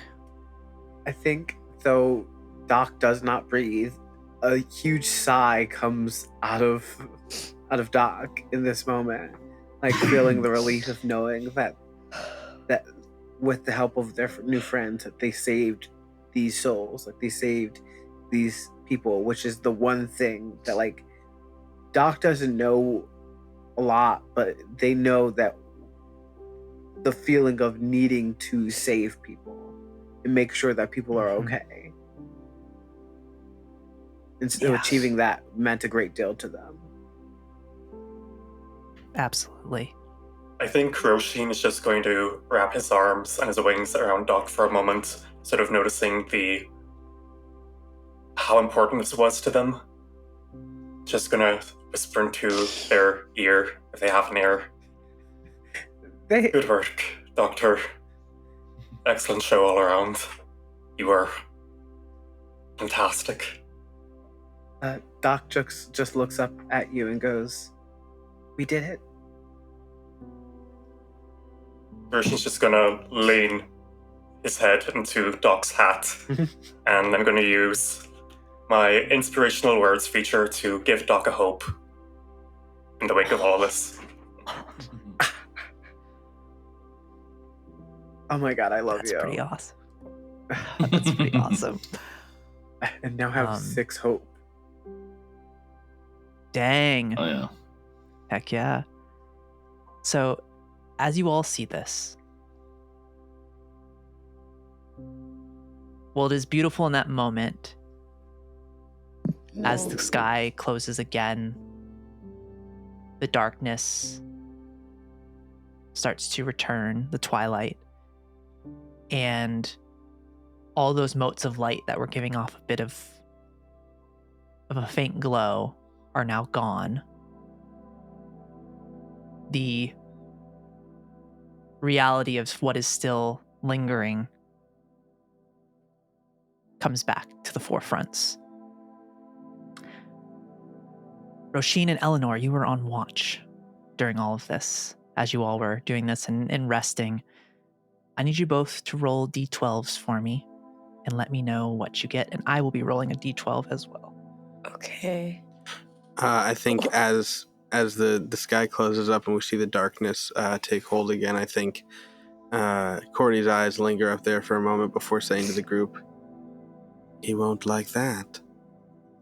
Róisín, what did you get?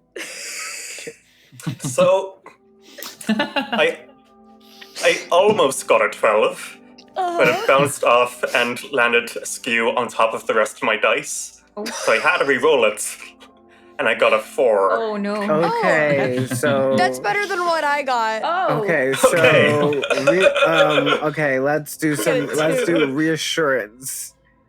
For who wants reassurance? And I think Thessalus was doing watch too, so Thessalus, you could roll a d12 as well. Oh, here you go, guys. Daddy's here. You can't do any worse I than got me. a 3. Oh my god. I also have reassurance, so if someone wants to take a reassurance, please do. As penance, I'll take as one. penance, as repayment, I'll give Róisín reassurance. Brilliant. I'll take 1 if possible. Okay, I'll give it. 9. I'll give it to Elanor. Okay, let me read it. So real. Thank That's you. what's coming for us. Thank you. The dog, pack the of dogs, they really want you to get this. Oh yeah. Okay, that was a lot better. I got an 8. Hi, Latka. Please don't bark Okay. right I now. got a I'm doing 9. important things. So 8, a 9, and what? Thessalus was A a 3. 3. Yeah. Jesus Christ. All right, I rolled my Guys. dice. Whose dice do you want to take? Who got the highest? 9 is probably a good bet. Should probably take the highest then. You know, Yeah. the universe said you just rolled a 32. You it needs to come Yeah, now back. you're screwed. The pendulum swings. Mm-hmm. So you'll take the 9? You can take the Can we 9? I think I'll take combine 9. You can't combine them. No. That's not how Lurking Darkness works. No. Yeah, so a 9. It's funny how Cordy said he's not going to like this.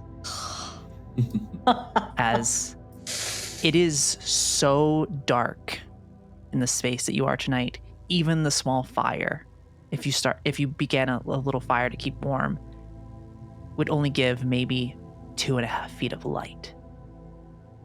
It is just oppressive. There is a weight. It's as if releasing them and then Straya leaving took away the hope in a way that was in this space, even though you just gave so many people that as you released them from here. But you're left to deal with the consequences of doing such a thing.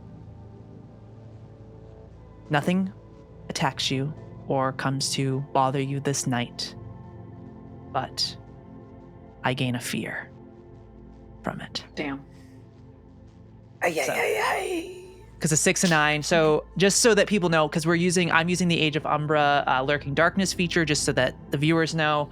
On a 6 and 9, you describe how the imposing darkness intensifies and the GM gains a fear. That's a 6 or 9. I'll reveal the other ones. Some people might know them, but I'll reveal the other ones as we get them when we continue on. And we do a long rest. So I get to max, because during a long rest, the GM gets to roll a 1d4 plus the number of players they get fear. I'm already at 7, and there's 6 of you, so I am maxed out at fear now. Oh. So I have 12 fear.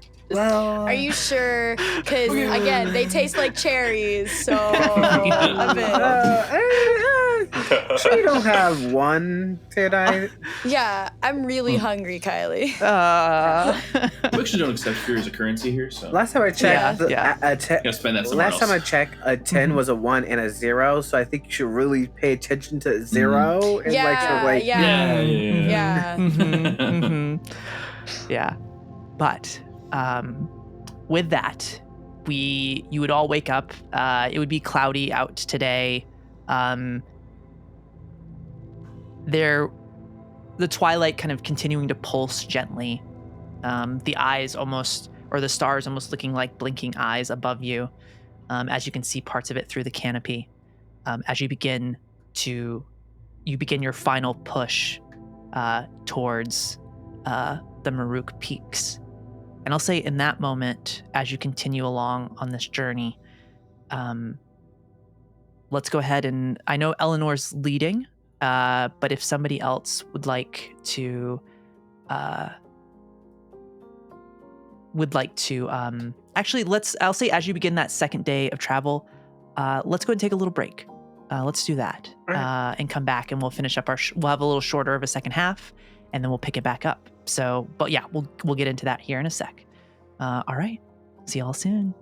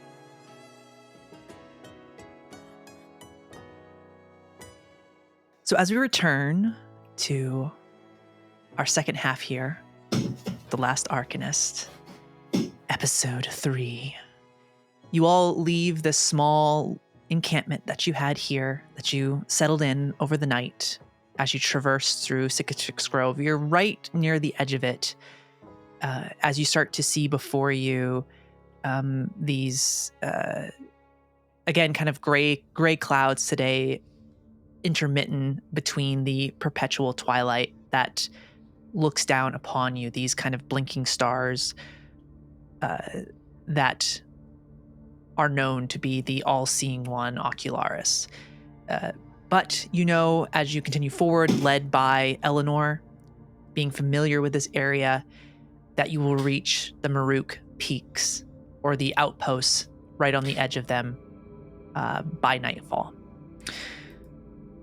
So, as you continue this trek along our second travel day, essentially, who would like to roll our d12s today? And I will roll mine right now. Okay. And you will take your highest die that you roll. Who's feeling lucky? I'm happy to roll. All right. Gotta Go be for better than it. 3, right? Yep. Let me know what you don't get. speak that into Can existence. I'll give you my prayer die, which you just add to your Add 2? add 2. So, I will say in this case, it will just be like regular dice rolls. I'll say no, like any bonus stuff, just for. Ooh. Okay, I got an 8 and a 2. So 8 is the higher of both. Okay. Do you want my dice, or do you want to keep your 8? I feel like I haven't taken one of your dice yet. How do people feel about that? I'm nervous. Statistically, an 8 is a better option, Yeah. but it could be nice and high. And Kylie's stone facing it, so we don't know. I don't know, because Kylie also has like a bunch of fear right now too. No, they're completely maxed And I don't out know. on fear. Like they can't. Oh, what that's more right. fear can you Oh, get? What can So they do? I don't know if that's gonna like factor into this at all. Okay, cool. I think because I'm either interested in hearing what's really bad that can happen, or it'll be good for us, I'll take your roll, Kylie. Okay. Roll another d12 for me. What do you mean? What do you mean? 7. Okay. What's happening?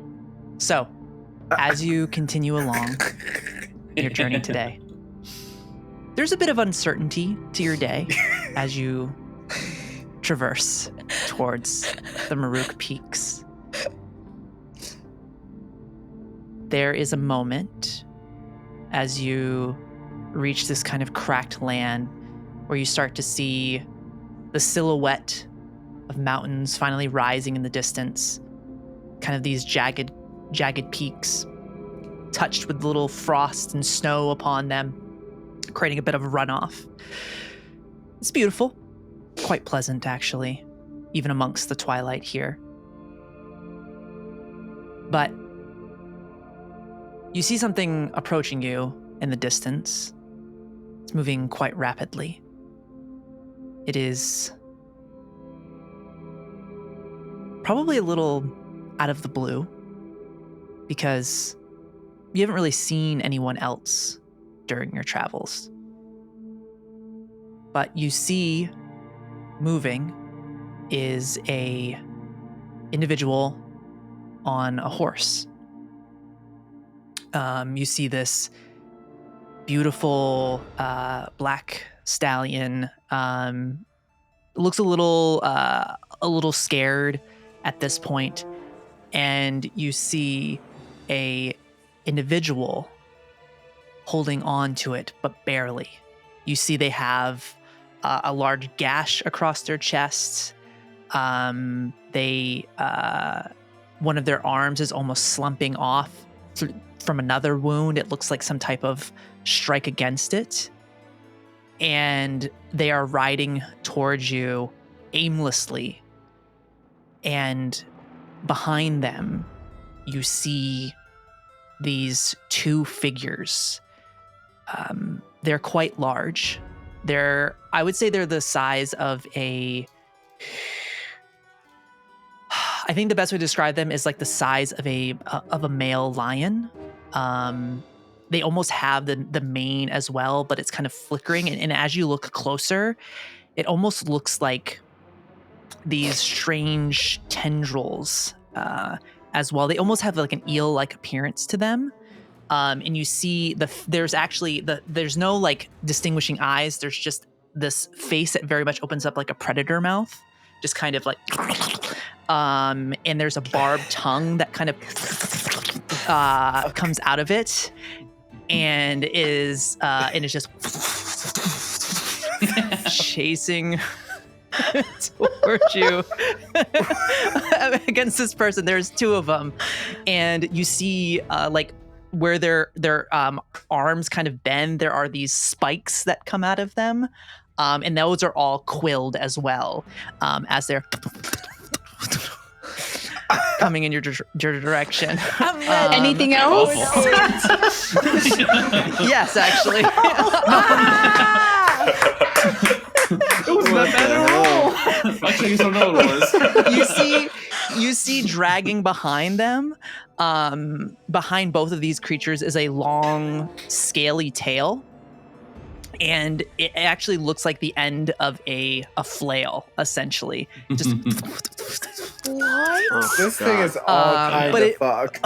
These creatures. Yeah, are it's not a all flail, kind but it of kind of looks like fucked that. It's like a spiked, it's like a barbed tail at the end, as Who it let just Dr. Frankenstein out of his cell? Just- What is this? yeah, running towards you. Holy shit. What are you all doing? This is a little theater of the mind because this is travel. This is out of the blue. This is what you rolled. So you see these two creatures approaching. They're about 60 feet from you. You're in open. It's kind of an open field at this moment. There's a few rocks nearby that you could like get up on top of, but it is primarily open. You see this person just riding towards you, really unaware that you're there, as they are barely alive, as they're kind of They're hanging on a horse. They're on a horse. Yeah, I've got bow and arrow locked and loaded on one of the weird eely lion lizard I think, guys. Like a chimera, this also manticore. draw a Like, sword and sprint right It's in. yeah, it's a nightmare manticore. Nightmare manticore. Nightmare Got it. A manticore. night, a nighticore. Band-named It's a manticore, but it's also a nightmare, so it's worse. I need fan art of this creature. I need Please. fear. Somebody. I'm adding this to my band name Put it in list. the Hear chat. me out. Yeah. Fan art of this Good name. creature. Amazing. So as you see it kind of lurching forward, the mouth, the mandible essentially open up, and you see the tongue just kind of cracking on the ground. It has like it snaps like it almost sounds like The tongue? thunder. The tongue is? Yeah, the tongue it like kind of snaps out of its mouth, and it has a barb at the end It's of it, like- like a hooked barb. It's like the face of a predator with the body of a lion. Yeah. I The body of a made lion, the it. face of a predator. A mane tongue made w- of tentacles. A tongue with Thumbs down. a, to- Will not return. a tongue like a lizard, like a chameleon frog motherfucker, But it has a hook at the end of it. and then a Crazy. flail tail. I feel like Yeah. you just keep It making just shit keeps up, getting Kylie. weirder. You just keep making shit up. Also, This is my headcanon. wait. Some of it, and then it has spikes his on its name, like elbows Dave? that are quilted. Yes. Quilled. Gross as well, yeah. Yeah, it has spiked. It has like Oh the like it's my the bone actually jutted God. out of the whatever twisted this thing. There's a bone jutting out of it that is spiked now, and it has like bone quills on it. That's so cool. I don't want it. It's bad. I don't need it. Okay. Can I Yeah. Who's re-roll? acting first? Yeah, you can attack. Yeah.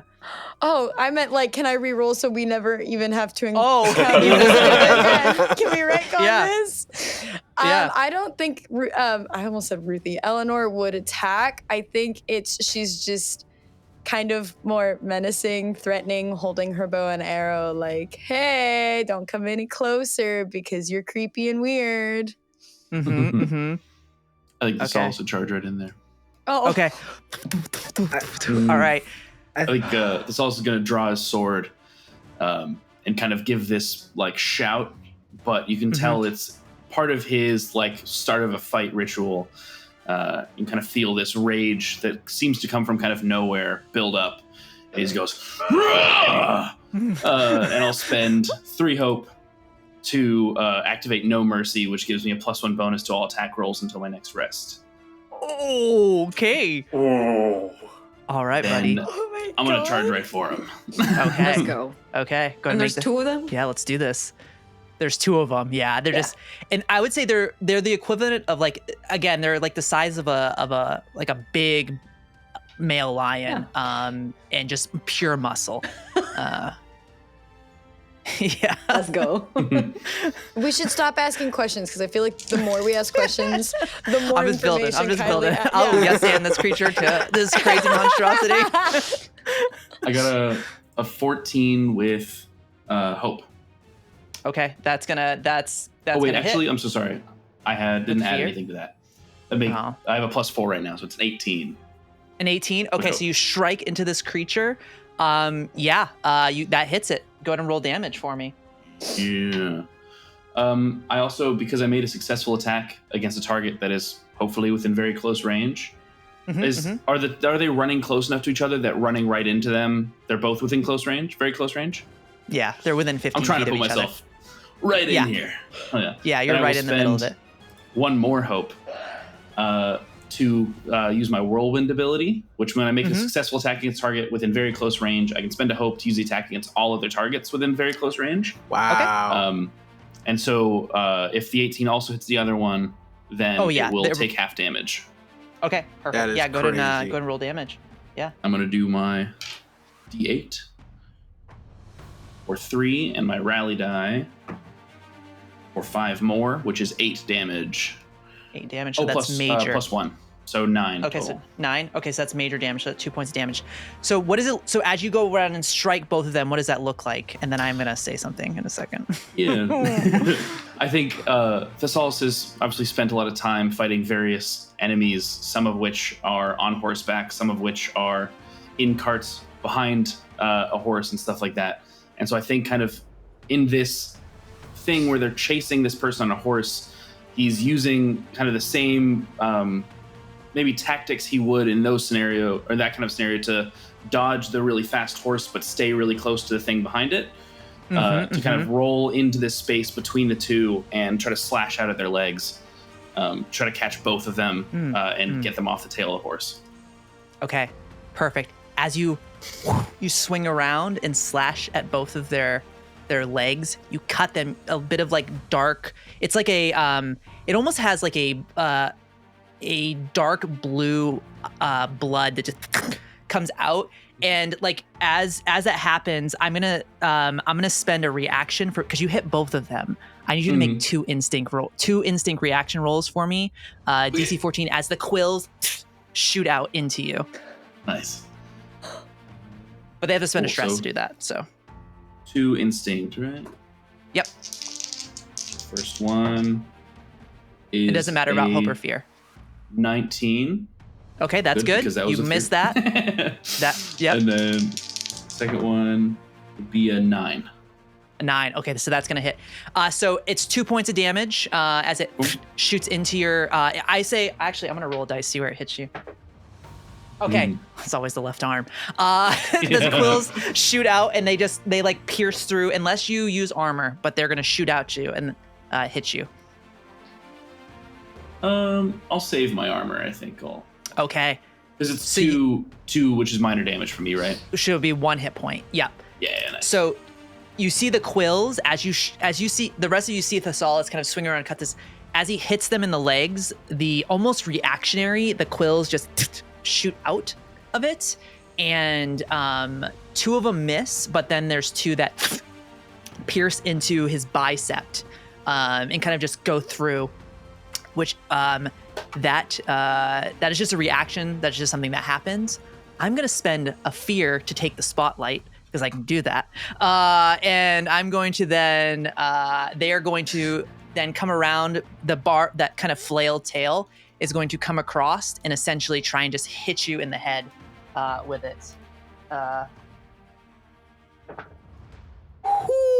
that is a 20 to hit on that attack. Full damage. That is 10 points of damage as it right into your head. And so sorry, we're looking at my camera stuff. That's me? Or who's getting attacked? Yes, that's you. Yeah, okay, 10. Cool. Yeah. I will spend an armor to make that minor damage. Okay. Take that, and I'm gonna see if I can get my camera fixed. Yeah, no worries. I think if you put your hand up to it, maybe, it'll refocus. I guess it might be a focus thing. Yeah. It's really zoomed in. But as you see this thing, the quills hit and then strike Thessalus in the head. Who would like to jump in next? I would like to run up at seeing Thessalus be injured, and I'm going to use my life support, which I spend 3 hope to clear a hit point on an ally within close range. Okay. Amazing. Sick. So you would get those hit points back. I think the 2 hit points back would for Thessalus in that moment. Ooh. Okay, and that doesn't require hope or a roll or anything, so then somebody else could jump in this moment.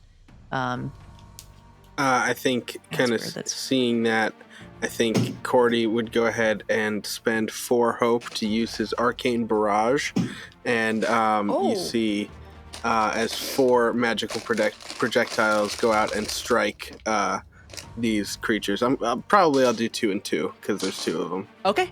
Yeah, absolutely. And these are just automatic hits. They're like what's it called in D&D? Magic missile. Yeah, that's it. Mm-hmm. So the first one is not great. That's a 1 and a 3.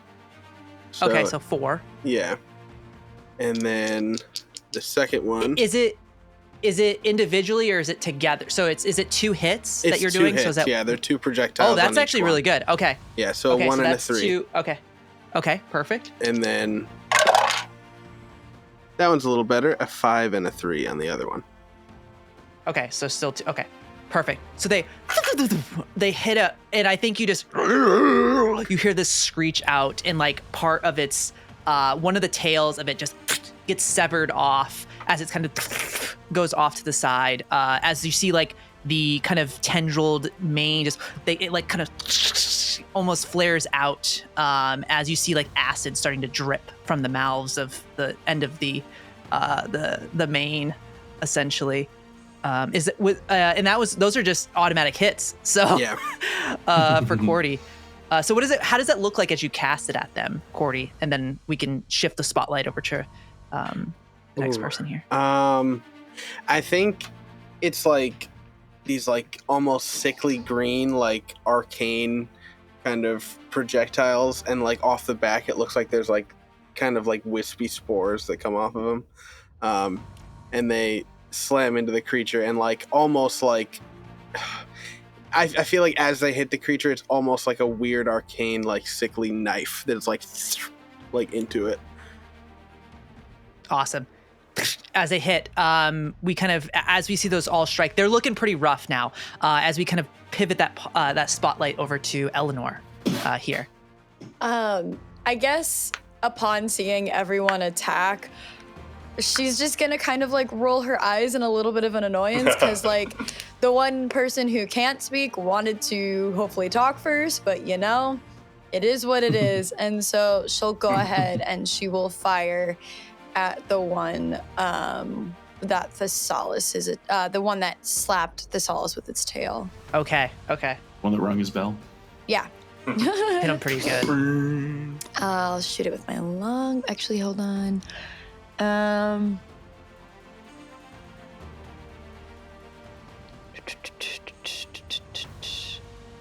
also gonna go ahead and I'm going to use Ruthless Predator.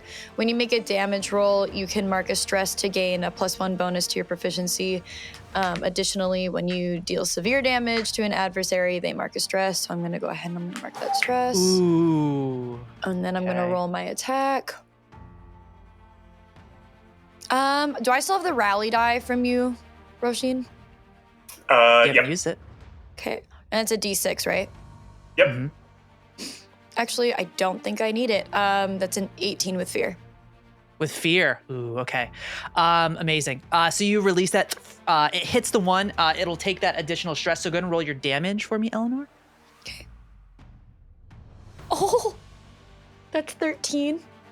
13? Okay. You hit it, and it strikes the creature. Well, I guess just kind of paint us a picture as she kind of lines up this shot here, and then I'll build off from there. Yeah, at first it was like a general just kind of like stand at attention, ready just to be safe, but like wanting to just talk first. And again, when Thessalus rushes in, she kind of just like rolls her eyes. If she could make an annoyed sigh, she would. And she kind of just watches Thessalus as he attacks them both and kind of keeps her eye on the one closest to him. And it almost happens in, I would say, like sort of simultaneously. It's like the quills go in, then he gets slapped, and then like the second his tail leaves Thesalus's head, there's an arrow striking for its forehead. Amazing. It hits it in the forehead, and as you see, it kind of pivots.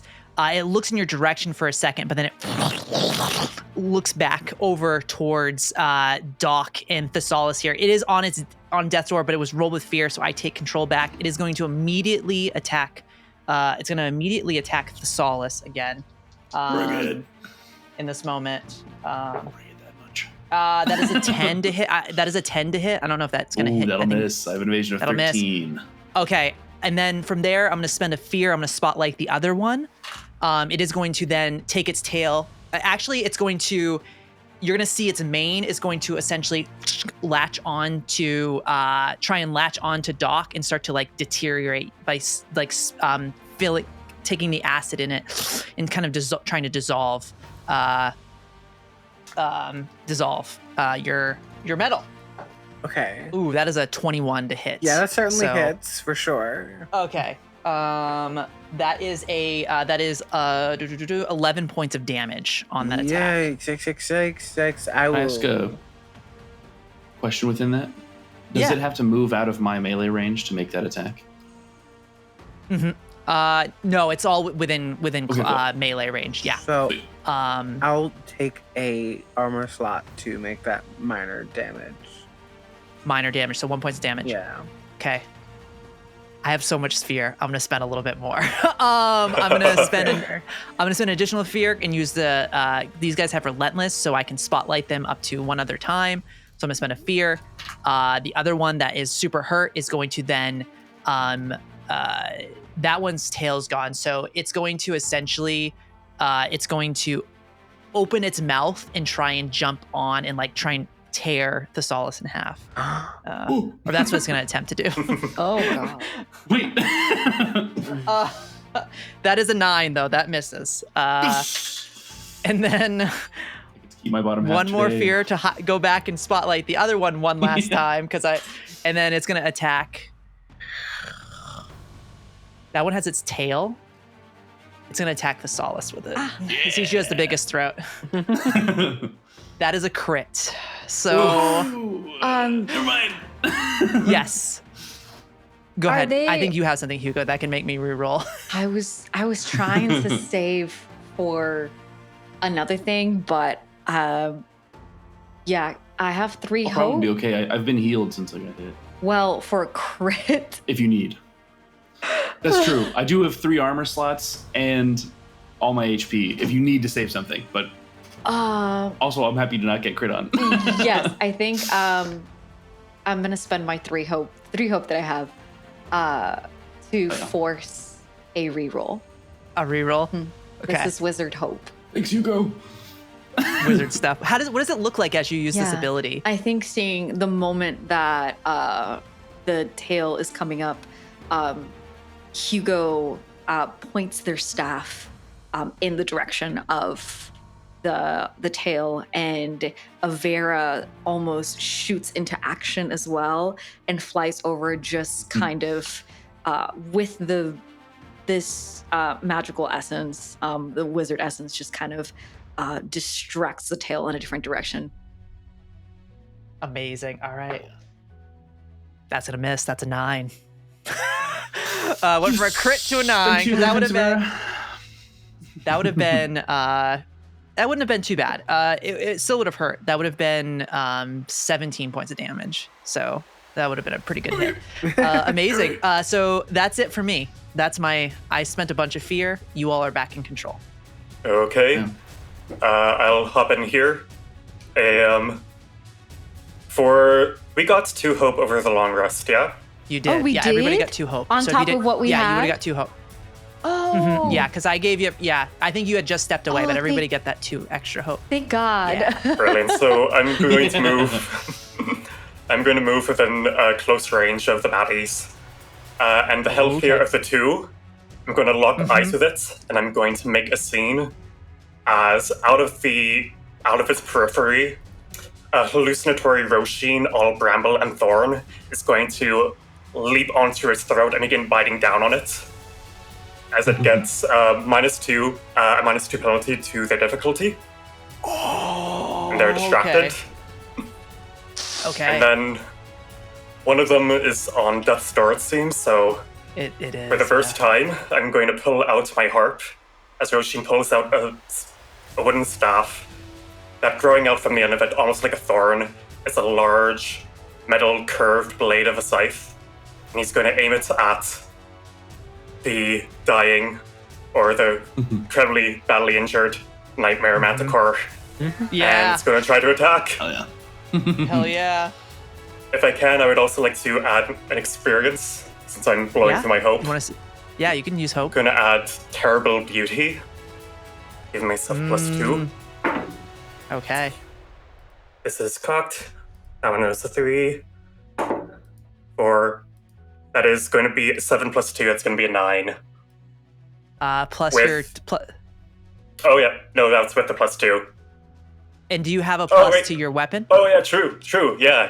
I forgot about that. Yeah, so that's 11. So, well, it was 7 + 2, so that was 9, and then you used the experience, which would have been probably +2, would have get you to 11. +2 as well, yeah. That would be 11. And then +2 for your weapon would be. Oh, no, so Or do you- the +2 is for the weapon, and then +2 for... anyone. 11 just misses. Damn. No! Because the other one you reduced it to a 10 because you used that ability to reduce it from a 12 to a 10. Man, But this my one dice today just aren't behaving in the slightest. was that with fear or hope? That was with fear as well. Oh no! Okay, so I take control back. Yeah. As that misses, and you got. Oh, I think the one that you did, that bramble, it's going to shift its attention to you, and it's gonna run up, and it's going to try and visually, it's going to try and jump up and just tear you to the ground. It's gonna do its bite attack essentially, but it's gonna leap up towards you, Róisín. I'm gonna mark a stress to give myself +2 to my evasion Okay. with my wings. And if either of the manticores leave my melee range, will you let me know so I can opportunity attack them? Oh, they definitely do. You have that ability, don't Yeah. you? Yeah, I do have that ability. Oh my god. Okay. I'll Go ahead make and roll. A reaction roll Awesome. for 15 before my weapon thing, so 19. Yeah, that hits. With hope or fear? With hope. Oh, it's reaction. It's reaction. Doesn't matter. It's a reaction, Okay, I cool. think. Yeah, I think. Oh yeah. I can choose 1 on an effect of a success, or 2 if I critically succeed. I did not critically succeed. I will say they can't move actually. Or that one. That's running. Okay. Can't go anywhere. How much damage do you grab its do? tail. Okay. How much damage do you do to it? I can decide between doing damage or making it or not hold- move, or I can move with okay, them. that's right. So instead of dealing damage, I will stop them from being able to run towards Róisín. Oh, okay. I'm Then gonna it's gonna grab its tail and pull it back towards me. No. Okay, then it'll attack you then, I think. Hell yeah. It's just gonna lash out at you. So I rolled a 13, which I think hits you. Yeah, that is my Thessalus. evasion. Yeah. That is 10 points of damage as it bites I'll onto mark you. 1 more armor slot so that it's it's minor damage for me then. Oh That would shoot! be Okay, major. yeah. So I'll move it to Okay. minor. Awesome. Sick. All right, so I will spend, I'm going to spend one more fear to spotlight the other one, and then it will jump over to Angie. I'm just going to spend, because I have the fear to do it. So it's going to attack. The other one that's on death's door, I think, is going to attack. God, I think it's going to. It's gonna attack. Oh, it sees Thessalus as a threat. It's just gonna attack him. Hey, everyone's been really great with keeping Thessalus up, so I think I can take it. It misses. So you see it kind of lash out. It misses you as the other one kind of rumbles, hits into it as we shift the spotlight over to Angie, or Hugo rather. Yeah. So I think there is a big focus on the fight that is happening with these creatures and keeping them distracted, but there was also this horse and this individual. So as this fight is occurring and they our big hitters are distracting the creatures, I think Hugo, immediately after helping Thessalus, kind of steps in between as the horse is approaching, steps in between the horse and just kind of tries and calm it. And if it has range, just kind of like tries and grab at it to like relax it, and then also take a look at this individual that is on the horse. And I don't know who this person is, but seeing how bad they're doing, Hugo's instinctive nature is to help. And so they're going to use Mending Touch on the person. Okay, awesome. I'll say for this, as you go to, because I don't think Mending Touch, I think Mending Touch, is it a spellcasting roll? Does it say it's a spellcasting roll? I spent 2 hope, which, so amazing. Yes. So I spent 2 hope, but I have to concentrate for a few minutes on it to try and just kind of, so I know Hugo would not be of use right now with everything that is happening. So I think they're going to try and help out as much with this individual. Perfect. So I'll say in this moment, to kind of speed up the process of being able to aid, I will let you make a spellcasting roll, and Tegwin's going to help you. That's how I'm going to use her in this scenario. She's going to help you, so you can D6 to add to your roll. Okay. I will say it's a DC 10 to kind of calm the horse, and then be able to perform that Mending Touch. Got it. So it's my immediately School of Knowledge. School of Knowledge. Yes. So I think you have a +2 probably. Yeah. Right now. No. And that D6 is too. A 15 with hope, +2. Ooh. Plus okay. 2 is 17, and yeah, I'll use my rally die. So no, it's not the rally. It's not Róisín's rally die. It's Tegwin helping. Tegwin's help. Got it. Yeah, she's giving you the help action. Yeah. That's a 4. So 21 with hope. Oh yeah, easy. So you're able to calm the horse, calms down, and you're kind of able to pull off the side, and you go to heal this person. And I think in that moment, Tegwin looks at them, and you see she knows who this is, and she would say, "Cassian," and she like goes and she like holds him up, and she's holding him there so you can give him the Mending Touch. Yeah, and for the purposes of Mending Touch, so that you are aware, when you can take a few minutes to focus on the target you're helping, and you can clear a hit point or a stress on them. Oh yeah, that's right. It's there is an additional part of the spell that says like once per long rest, when you spend this healing time learning something new about them or revealing something about yourself, you can clear 2 hit points or 2 stress on them instead. But I don't think we have that time. So yeah. It would probably be a quick moment in this. Yeah. Hugo, I think the way that the mending magic comes up, it's almost as if like the stitching within their own fingers, it begins sort of mending together little pieces, little cuts, kind of like weaving itself into the person just enough to try and fix the kind of like surface level issues, but just enough to maybe bring them back to consciousness if necessary. What does Cassian look like? Amazing. Yeah, he, you would see kind of has dark hair. I would say probably mid-30s, clean shaven, but you can definitely see like a shadow. Has like honey colored eyes, bronze skin. He's wearing like simple traveler's clothes. He has like a on his pants, you see he has like a leather harness with a crossbow, a hand crossbow on it. But yeah, very athletic build. And he's just kind of, he opens his eyes and thank you. You're all right. I am now. And Tegwin, I don't know if we can get him off the horse. And Hugo, who's just like limbs, just kind of like. Yeah, I think you see she says, Hugo, just hold the reins of the horse. I can get Cassian. Of course. And she would, she's actually pretty strong. You see Tegwin, she kind of takes him and almost like firefighter, just kind of puts him over her shoulders and like starts moving towards one of the rocks kind of tucked away to the side, just to lean him up against it. Yeah. I think and he's just Hugo goes over to kind of continue sort of like trying and tending and trying to keep an eye on like everything that's going on just in case, but being like, I think this is where I can definitely help. I would be more of a liability if I were to fight those things right now. Yeah, I love it. Yeah, Cassian, he just looks up at you and he goes, thank you. Of course. Got lucky. Glad you all were here.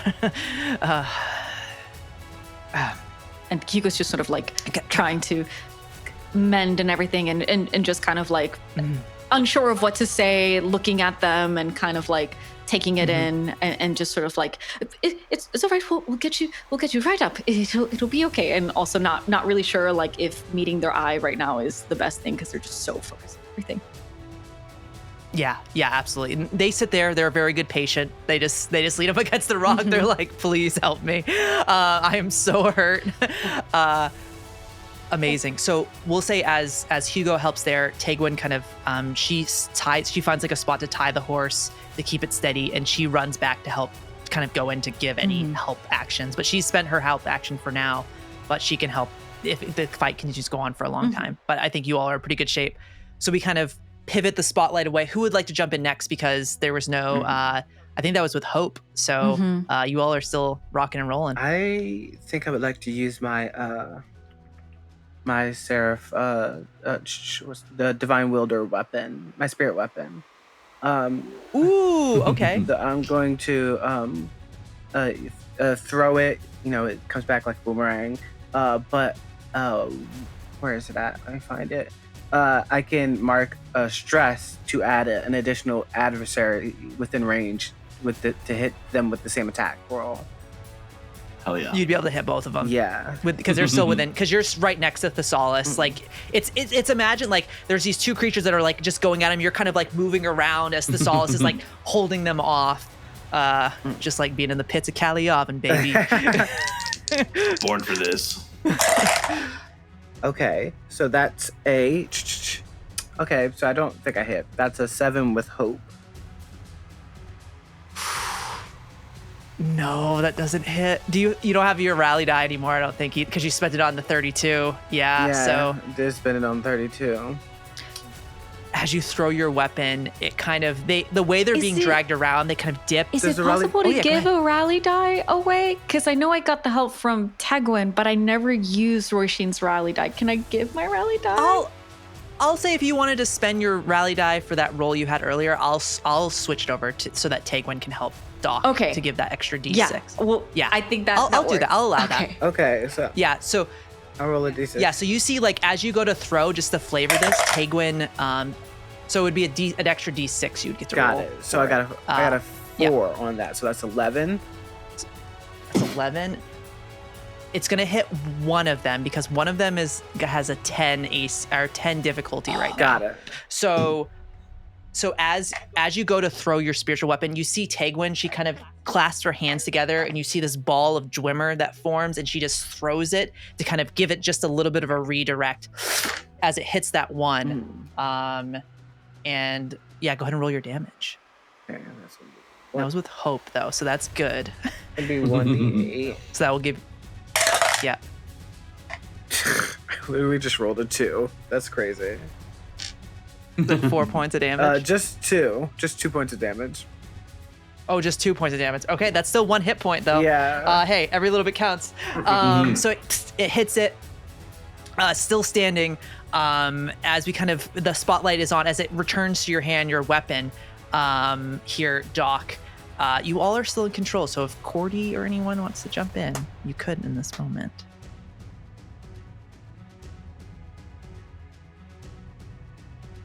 Jake, if you have anything planned.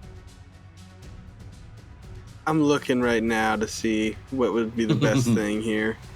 Okay. I will say they were both super hurt. One of them is literally on death's door, and the other one is pretty rough too. Okay. Okay, I'm gonna do my action but flavor it in a different way. Okay. I'm gonna use my wild flame feature, but it's gonna be different. It's not fire. But I make a spellcast roll against up to 3 adversaries within melee range. So I'll run up to where Thessalus is. They are. Targets I succeed against take 2d6 magic damage and must mark a stress. So basically what's gonna happen is, like, if any point at which they are touching the ground, the rot and decay is going to try to, like, pull them deeper and try to decay them a bit. So I will try that. Spellcast roll. So that would be... I'll tell you right now, the DC for one of them is 12 and the other is 10 right now. Cool. The difficulty. Yeah, that'll do it. That is an 18 with fear. With fear. All right, I'll take my fear. We'll see if they get to do anything. So go ahead and roll your damage. 2d6. Yes. Those 2d6. Oh, that was pretty good. A 5 and a 4. So that, I think that does count as 1 damage though, or like 1 attack though. So it's 9. Cordy, how do you want to do this? Oh, how'd you take it? Hey. I think as he kind of does that, you watch as, like, they just, like, from the point at which they are touching the ground, begin to kind of, like, disintegrate and, like, fold in on themselves until they just and, like, just end up in, like, a heaping pile of decay on the ground. Hell yeah. So as they start to decay on the ground, there's a moment of quiet. Some of you are taking a couple hits, not in too bad of shape overall. You see Hugo off to the side, the horse, just kind of moving its hoof on the ground as it's just, and it's kind of like nudging up against Cassian as he's just kind of petting it. As you see Hugo working on this individual, and Tegwin looks at you all and she says, "Good job. I think we can have a moment." And she would just kind of do a quick acceptance, everyone, and she would head back over to Hugo in this moment. Immediately, she kind of gives a stare. "Everything all right over here?" Oh, I think you might be muted, Angie. I think you're muted. It's all right. It happens to us all. Okay. I think Hugo just sort of like nods, and as they've been kind of tending a little bit more and more to Cassian, Hugo has been taking in more of this individual, just like kind of like studying him and everything. And it doesn't seem like this is a not like associated with the Arcanist. Like, is there anything in this person that kind of gives sort of something to Hugo to kind of ask about? Yeah, absolutely. As you kind of look at him and like heal up his wounds, you would see he has a crest on. He has like a in his pocket there, and you would see it kind of poking out. You would see the chain of it. You see this crest. It is a flame with a palm, like the palm of a hand in it, which is the symbol of the Umberlight Accord, which is kind of this. They became. It's like essentially like a at this point in the world, it would be considered a religious organization. It's not. It's they believe in the indomitable humanoid spirit, and it's very much just like it's. And that is kind of what their mantra is. And you would see he has the crest, which would indicate that he's not a bounty hunter. He has a symbol that this is a good person that is just surviving and helping people after everything that has happened. So you would see that though, his crest. You're a friend of Tegwin's? Yes, I am. We've known each other for a little bit. She's visited one other time. She's delivered some supplies to the outpost. And I oftentimes will guide individuals into cross different areas near the peaks.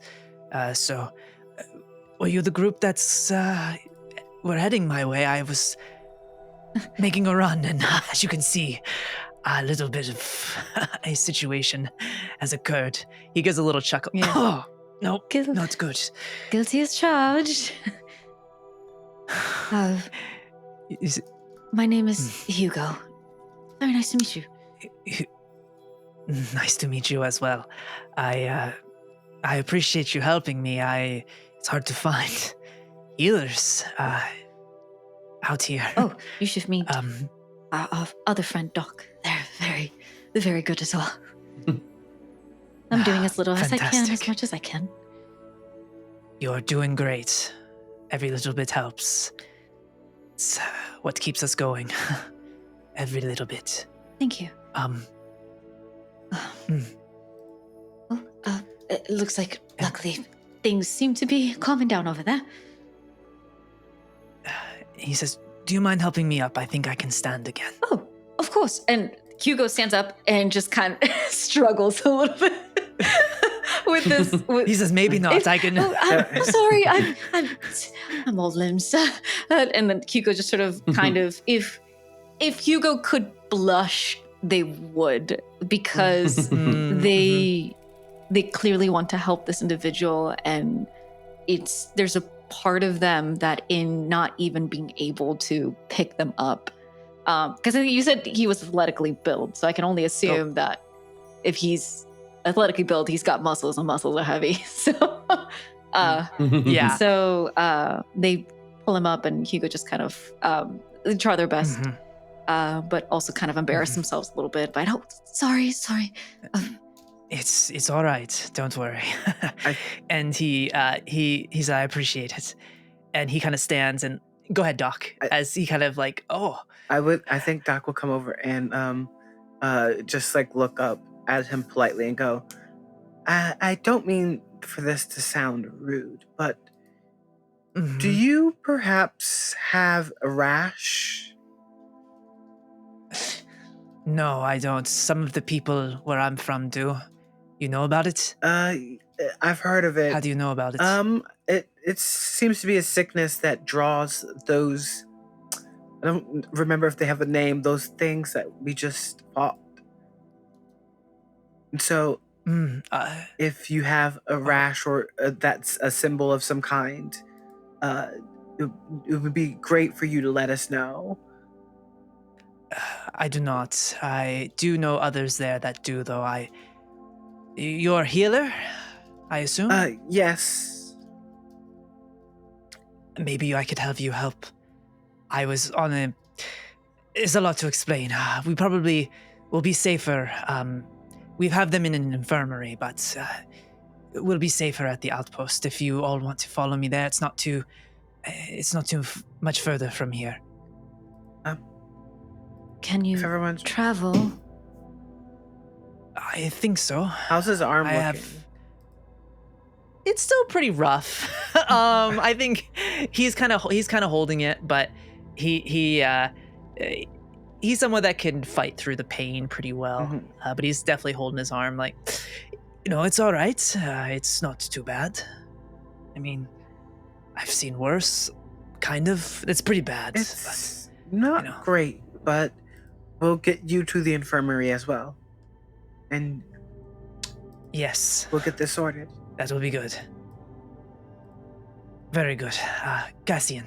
And he kind of gets up and straightens himself, and he gives a little scrunches under the horse's chin, and he kind of looks to the rest of your group. And I think as he kind of looks towards the rest of your group here, as he kind of looks towards the rest of the group, and he says, hello, friends. We're going to head, you're heading in the same direction as I am. So we'll be safer there. We won't have to deal with those hollow beasts. We want to avoid. There's a pack of them. Luckily, I was able to only have 2 trailing me. There's about 9, so. Oh, are these one of the ones that you were warning us, Tagwin? Those creatures? Yes, these are some of them. There are many beasts that have been twisted since the unraveling, so When you it's best that we find... Yes, go ahead. sorry, when you say 9, do you mean including these 2, or? Yeah, so there'd be 7.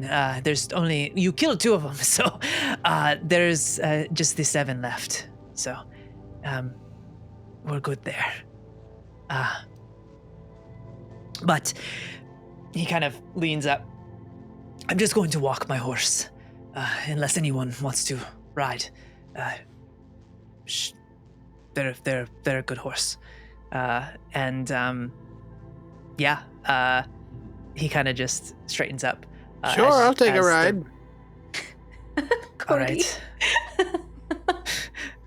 He helps. He like steadies the horse there, the stallion. That's nice. Yes. He just kind of gives a little pet again. And I think as Cordy gets up on the horse, and I think we see like this wide shot of you all kind of culminating together and starting to kind of like head in that direction. I'll say that's where we'll fade away from this session. That's where we'll end our session today as you finish that last little trek about 100 yards away to the dip that goes into the outpost just at the base of the Maruk Peaks. Cool. And then we'll pick it up there next time. Yeah, I mean, if he's going to offer the horse, I mean, Cordy's going to take it. I mean, yeah, right? It'd be rude to say no. I mean, really, right? Yeah. Yeah. Yeah, great job. That was super. Great session. A little, travel encounter combat. Thanks everybody for theatering in mind that, on that moment. Good stuff. But yeah, if everybody wants to, I know Elanor had to leave a little bit early. Dakota's in a show, The Newsies, so they had to head out to do that. But Eleanor's here with us in spirit. Mm-hmm. But yeah, if everybody wants to go around, if you want to share where we can find you, what projects you're working on, feel free to do so. And then I'll wrap it up as we sign off here for our episode 3. If anybody wants to. I'll just set the tone. Point. I'm just gonna point. So I'm gonna go based on what I'm seeing on my screen right now. It'll be different on the display that you all are seeing. But let's go, Aubrey. Go ahead and share where we can find you. Hi, you can find me on Aubrey_Liliana with like 4 A's at the end on Instagram, and from there you can find me on pretty much everything else. I'm on Dicescape. I'm mainly doing theater shit. Can I say that? Sorry. Oh, I don't care. Okay. You're all good. Doing that and Content warning. just living life. Hell yeah. Awesome. Thank you, Aubrey. I'm going to jump down to Thomas. Thomas, where can we find you? Hey, so I'm Thomas. You can find me at The Rogue Among Us on most socials. Yeah. Awesome. Sweet. From there, we jump over to Jake. Hey, I'm Jake. You've seen me on other Dicescape stuff. I play Reed on Fallout. You can find me at Hello Sturgis on all the social medias. HELLOSTURGIS. Listen to my band Psychic of Orange. Our album will be out someday. Here we go. Hey, it's coming. Yeah, It's coming. you can go listen to the Amazing. first 2 though. So have fun with that. Hell yeah. Awesome. Hell yeah, Jake. From there, we'll send it over to JD. Oh yeah. You can find me on Instagram in 2 places. There's more of my like film and theater, personal stuff, whatever. That's on Jason Dean Aldea at Jason Dean Aldea. And then if you're looking for more TTRPG stuff, that'll be at jda.made.it. Jada made it. More like miniature work and stuff like that. But yeah. Heck yeah. Awesome. And then last but not least, Angie. Hello, everybody. My name is Angie, Agonthetic on the internet. I've been playing Hugo, they, them pronouns. And yeah, you can find me at Agonthetic on the internet, anywhere that matters. Also, my website, agonthetic.com. And typically over on Known Realm Selesh, Sunday nights at 5 p.m. Eastern Standard Time for our ongoing D&D 5e campaign. I said Sunday nights on our Selesh, over on Tales Archived. I don't know if I said that, but yes, over on Tales Archived on Twitch. But yeah, come check us out. Heck yeah. Awesome. And then I'll say too, Eleanor's, we'll have all of Dakota's little social handles there as well, displayed at the end where you can find them and all the things they're working on. It's going across and then the screen last but not, right now. I mean, yeah, just scrolling across the screen. It's in their little box. And I am Kylie Rose, your storyteller, head storyteller over at Dicescape. All kinds of other little hats. And yeah, thank you for watching. You can find me everywhere online. My personal stuff is at Critical Rose, critical with a K, and then Rose like the flower. And definitely also follow us at the Dicescape everywhere online. So subscribe to our channel. Share your favorite moments from the episode, what you're digging about it, and I think that's all I got. So, with that all being said, take it easy out there, and I like to always say, make sure you take care of yourselves. Drink the water, eat the food, do something nice, and come escape the mundane of the crazy world with us for a few hours as we dive back into the realms of Atalantia. But until then, have a good night, y'all. Bye. Bye.